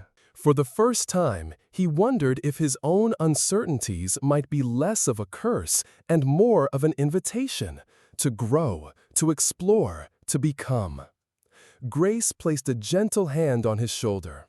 Tonight, when you lie in bed, close your eyes and imagine yourself as the river. Feel the places where you hold tight, the places where you resist. Then, with each breath, allow yourself to soften, to trust, to let go. Ask yourself, what would it feel like to surrender to the flow?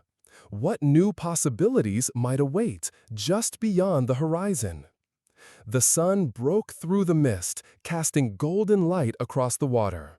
Henry breathed deeply, the air fresh and full of promise. He knew the future would still bring challenges and doubts, but perhaps he could meet them with a little more courage, a little more grace. As they stood to leave, Grace squeezed his hand.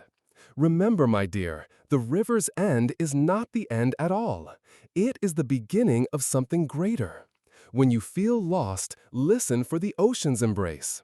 Trust that you are exactly where you need to be. And so, dear listener, as you prepare for sleep, I invite you to reflect. Where in your life are you clinging to the banks, afraid to let go? Can you, just for tonight, trust the current? As you drift into dreams, may you find comfort in the knowledge that you are part of a journey much larger than yourself, and that every ending carries within it the seed of a new beginning. If this story touched your heart, please share your reflections below. Subscribe for more tales of healing and transformation, and let the river's wisdom guide you gently onward. Good night, and may you always find your way to the ocean's embrace. And now, as our journey together draws to a gentle close, I invite you to linger for just a moment longer in this space of quiet reflection. If these stories have touched your heart, sparked a memory, or offered you even a single breath of peace, I would love to hear from you. Share your thoughts, your feelings, or the lessons that resonated most deeply with you in the comments below. Your reflections are like lanterns on the water, each one helping to light the way for others who may find comfort here. If you wish to continue walking this path of healing and awakening, I warmly encourage you to subscribe to The Empty Boat. By joining our community, you ensure that these gentle tales and meditations will be waiting for you whenever you need them. A quiet harbor you can always return to. Thank you for being here, for listening, and for bringing your presence to this circle of story and stillness. Until we meet again, may you travel lightly, may your heart remain open, and may the wisdom of these stories guide you gently home. Good night, dear friend, and welcome aboard The Empty Boat.